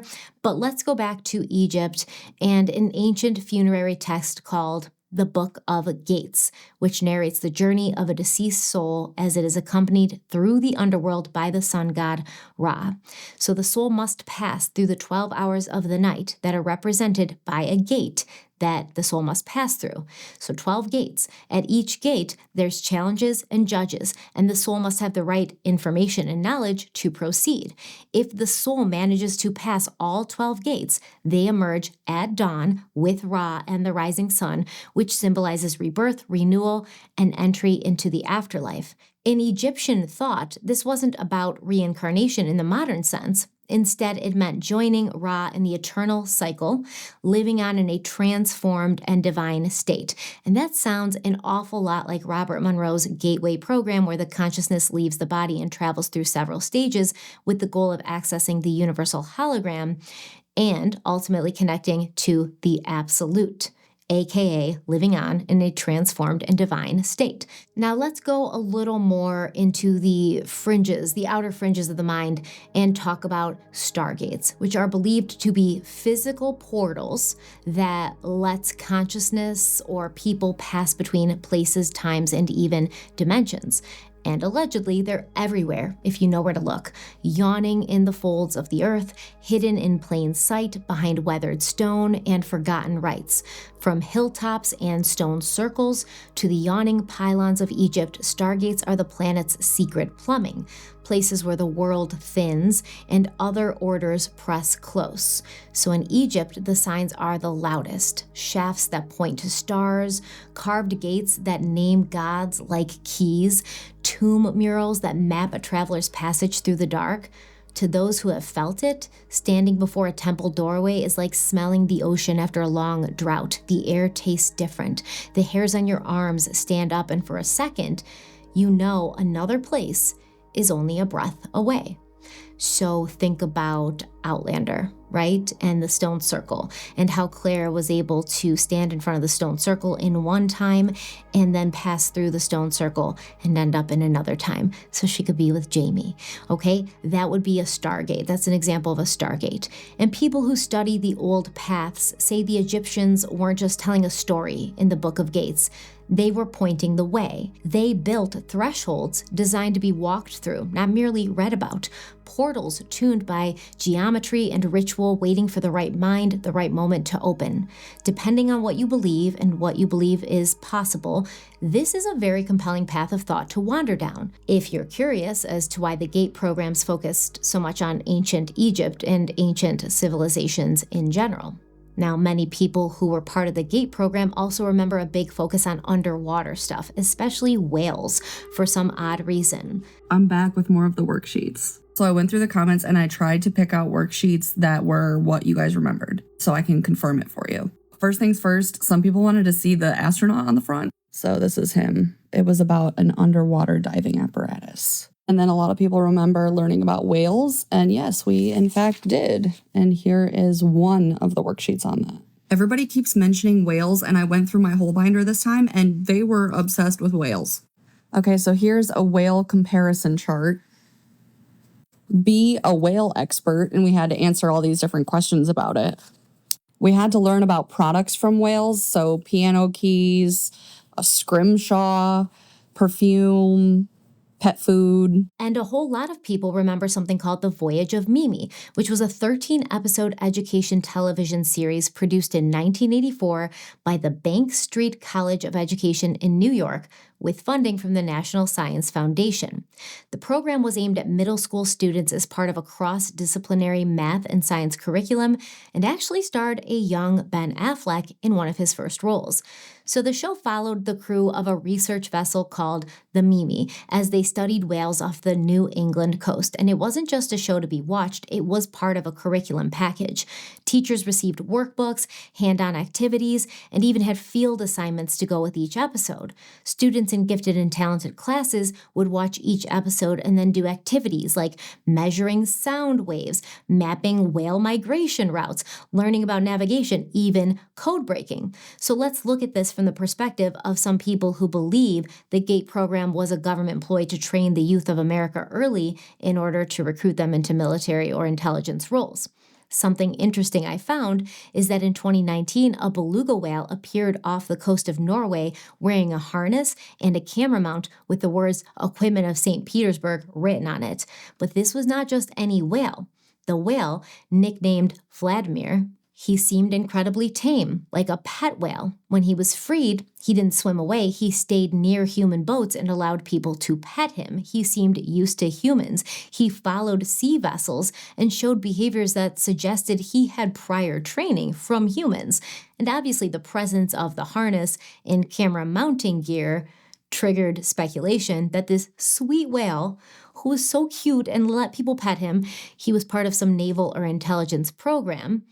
And outside of the St. Petersburg clue on his harness, Vladimir appeared in waters relatively close to a Russian naval facility, more than one actually. So we know that both the United States and Russia have long-running marine mammal programs. The U.S. Navy Marine Mammal Program started in 1959 at Point Mugu, California, where they trained dolphins to detect and mark the location of underwater mines using their natural sonar. Some marine mammals have even been trained to patrol harbors, detect unauthorized divers, and in some cases attach cuffs or marker buoys to intruders for surface interception. So this program is still active, and the Navy says that about 70 dolphins and 30 sea lions are in service at any given time. Russia operated a similar program in Crimea beginning in the 1960s.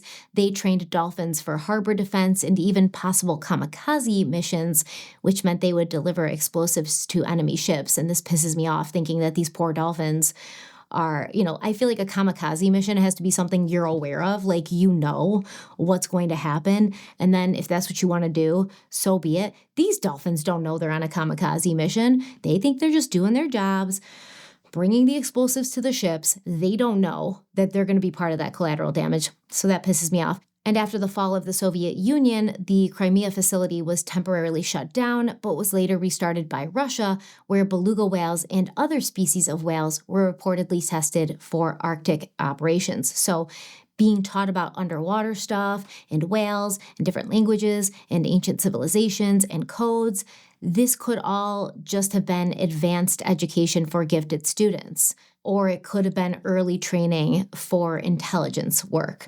There was also a focus on the students solving puzzles, problem solving, and developing their own inventions. Then there were a lot of comments about puzzle pictures. Tell me if this is what you guys were thinking.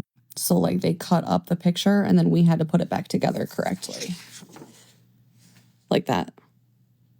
And then we had to do I have so many of these graph sheets, and they tested us against each other, and they would like write down how fast you finished. A lot of people talked about the crossword puzzles that we did, and boy, did we do a lot of them in ours. This was creative thinking based problem solving. So they gave us a problem. We had to figure out a bunch of new uses for old items that we inherited and reuse them in creative ways. And then we had some papers like this where they would tell us who did what when, and we would have to figure out who they were talking about. Some of these were crime-based. Some of them, like this one, was volunteer-based. But it was like, who done it? And then for ours, we focused a lot on inventors and inventing. So like here's my rubric. Outstanding. And this part was just one of the prompts for the many inventions. We learned how to tie different knots. So an overhand knot, clove hitch. And then here is more about the invention stuff. People wanted to see more of this. So they gave us a list of things to invent, and then we had to come up with what that would actually look like. And then here is another like decoding worksheet. So they had us mark true or false. These are all statements about Marie Curie. And then we had to say true or false. And then it translated to a letter. And then we had to, apparently I didn't do it, but and then we were supposed to translate the letters into numbers to decode the message. So then we did words of the week. So we've got this one. I'll give you a second to screenshot before I show the next one. So a lot of them had to do a sound. Transmitter, pitch. According to these previous students, they were made to do ink blot tests. They were given personality assessments using Myers-Briggs. They were shown something called Zener cards, which are used to conduct experiments for ESP, extrasensory perception. These cards were designed by psychologist Carl Zener in the 1930s. And in each deck, there's 25 cards with different symbols on them, like a circle, a plus sign, a star, etc. Zener and his partner, Dr. J.B. Rhine, a botanist turned parapsychologist with Duke University, ran thousands of trials, which led them to believe that a small percentage of the population had ESP capabilities. A classic experiment that they would run involved two people, a sender who would look at a random card and then try to project that image mentally to the receiver, who would then guess the symbol. So if someone consistently scored above 20%, it was considered to be evidence of telepathic ability. Rhine's published work was one of the few semi-scientific data sets on ESP, and his findings convinced some in the CIA and the Department of Defense that psychic phenomena might be real enough to warrant investigation for national security purposes. Former GATE students frequently mention Zener cards, often describing guessing games in dark rooms and a pressure to see or feel which card was next. The official stance is that Zener cards could train pattern recognition, statistical intuition, and nonverbal communication and concentration. But through a different lens, the cards feel more like a psychic aptitude screening. So there's a lot more that we could discuss as far as what those GATE students were tasked with doing in their special classes, but we only have so much time in the day, so let's move on to common similarities that former GATE students have in common with each other.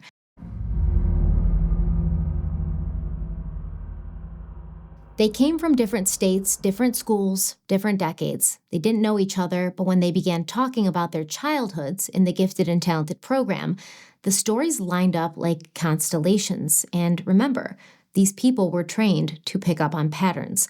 All of them carried the same strange echoes: sleep paralysis that left them frozen but conscious, feeling electricity shoot through their bodies like pulses of light, dreams that weren't really dreams, wandering through malls, tiled rooms, water parks, and airports that felt like maps to somewhere else.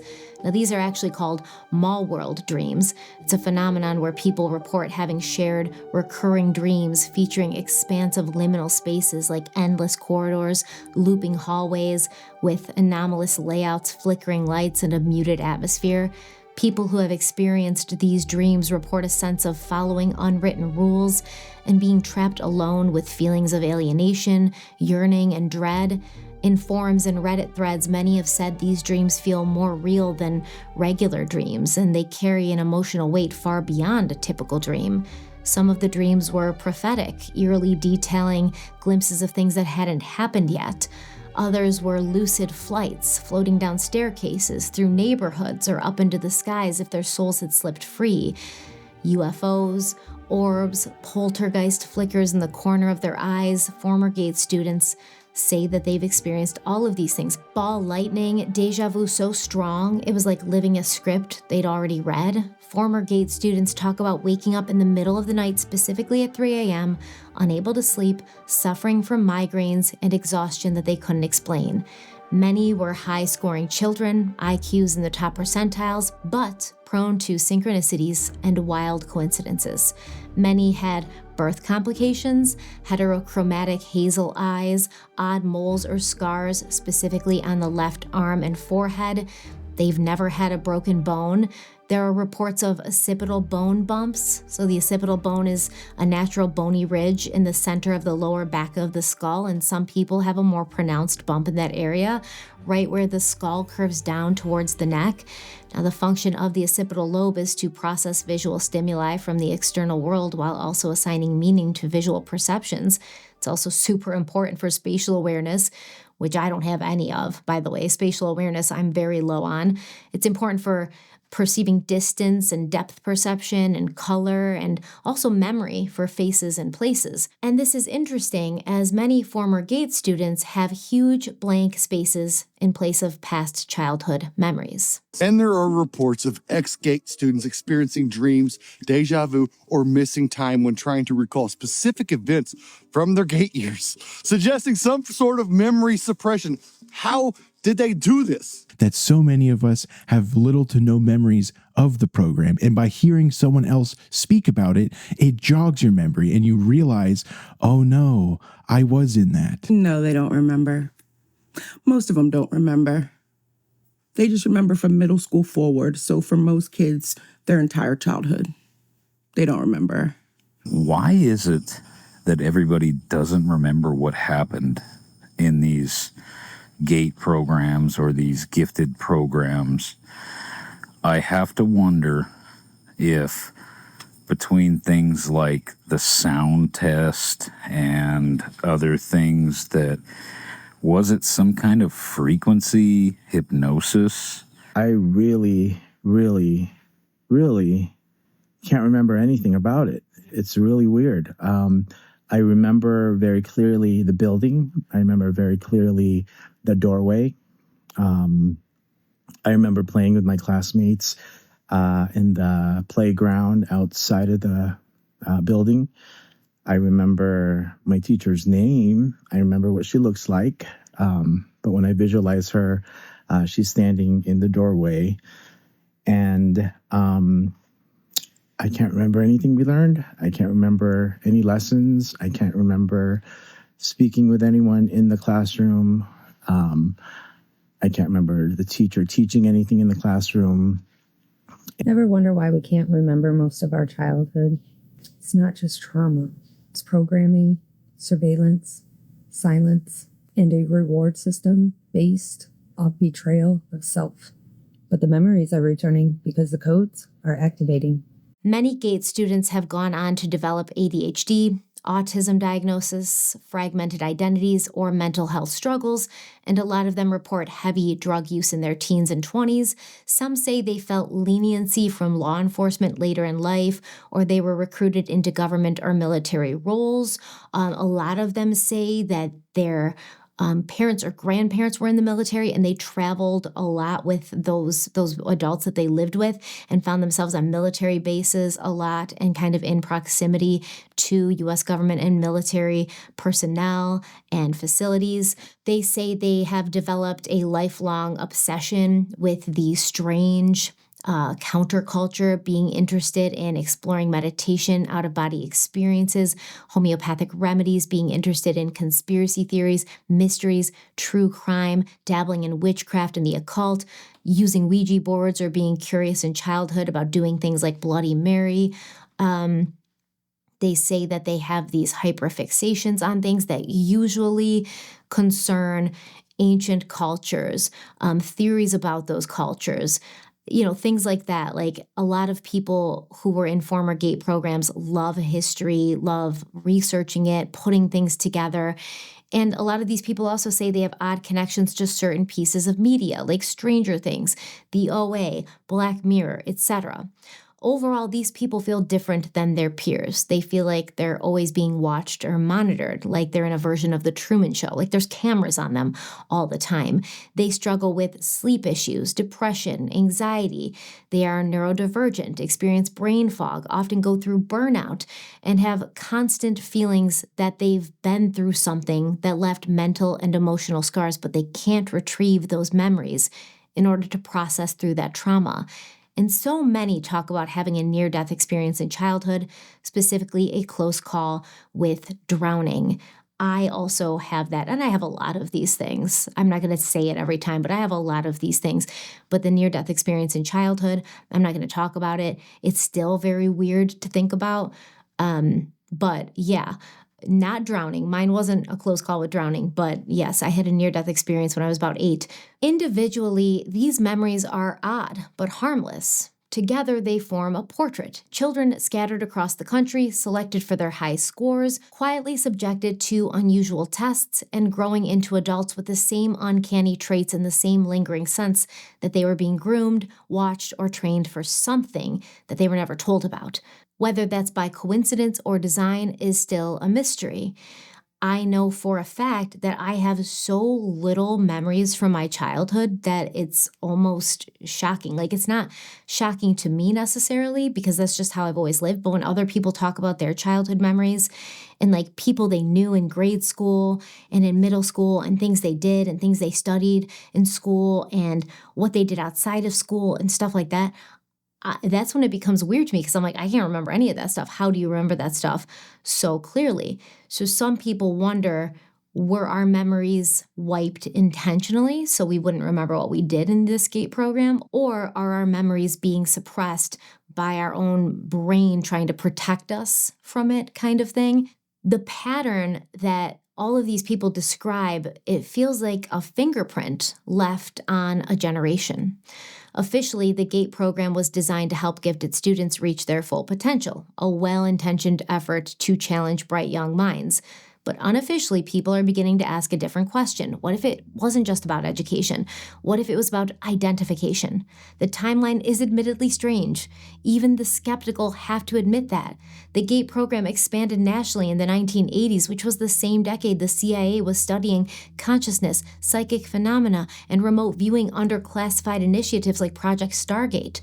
Around that same time, children in GATE classrooms around the country began describing similar experiences, center cards and guessing games, tone tests with heavy headphones, pink bubblegum drinks they were told were fluoride, strange visitors in suits who watched but rarely spoke. It all sounds innocent until you start seeing the patterns, the same techniques, sensory deprivation, brainwave entrainment, telepathic experiments. They were being studied in government labs, the same era, the same methods, just younger subjects. Some believe GATE was a covert recruitment pipeline, a way to identify prodigies early and quietly funnel them toward defense and intelligence work. Others think it went deeper, that it was testing psychic potential, mapping the minds of children who scored in the 98th or 99th percentile, training them to access something beyond ordinary perception. Then there are the darker whispers, that the program wasn't just measuring intelligence, it was manipulating consciousness. That the pink drink and the tones and the guided meditations were designed to suppress memory or induce suggestibility. That the reason so many former students share the same fragmented recollection and liminal dreams is because they were all a part of something they were never supposed to remember. It's impossible to prove, of course. There are no surviving documents, no open confessions, just the eerie commonalities, the ringing in the ears, the lost time, the recurring dreams of endless hallways and bright white rooms, the feeling of never quite fitting in as they go through life. Some might call them coincidences, but these former GATE students call them clues, and maybe somewhere in between lies the truth, that the gifted weren't just chosen to learn, they were chosen to be unlocked. Maybe this was all just a coincidence, a gifted program for bright kids, a government memo about consciousness, a few decades of strange experiments that sound wilder than they really were, but maybe not. Maybe the Gateway Project and the GATE Classroom were two sides of the same coin, split by bureaucracy but united by purpose, to find out what the human mind could really do if pushed far enough. and maybe that's why the memories are so fractured. Why so many of the same people hear that same high-pitched ringing when they start to remember. Maybe it isn't tinnitus, maybe it's a signal that never really stopped transmitting. They called it the Gifted and Talented Education Program, but gifted in what? And talented at what? Some say it was about finding the next generation of thinkers, but others believe it was about tuning human consciousness itself, learning how to shift awareness, how to move between worlds. The tests, the tones, the dreams, they were all frequencies, and we were the receivers. And if that's true, if all of this really was about tuning the human mind to hear something beyond the noise,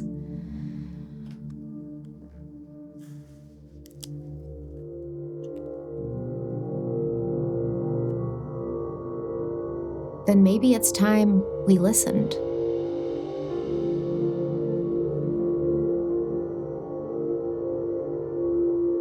Thank you everyone so much for being here. I know this was a long video. I know it was probably really, what do they call it? Like heavy, thick with information, a lot of stuff, a lot of dates, a lot of things that we talked about, very dense, as dense as a CIA memo, you might say. But I hope that everybody sort of got the vibe and kind of saw the progression of how these laws were made, what the government was doing, how the Gifted and Talented program came to be on the cusp of a law banning the government from having access to student records. And this is all fun and games, right? This is for entertainment purposes only.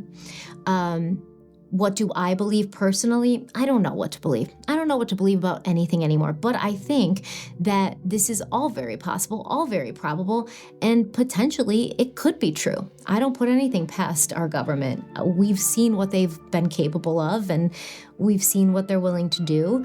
And it all just kind of makes sense. But let me know what you think about all of this in the comment section. Were you a part of the GATE program? Do you understand what I'm saying? Do you feel some of these same things? Have you heard about this before? Have you been wondering yourself what the heck was going on in these Gifted and Talented classes? What kind of things did you study? What kind of things did you remember? Go ahead and put all of that in the collective consciousness of the comments section. Don't forget to like this video if you liked it, share it if you think it's worth sharing, and subscribe if you haven't already. And until next time, stay kind, stay beautiful, stay safe, and stay spooky. Harloween continues. I love you so much, and I'll see you soon. Bye.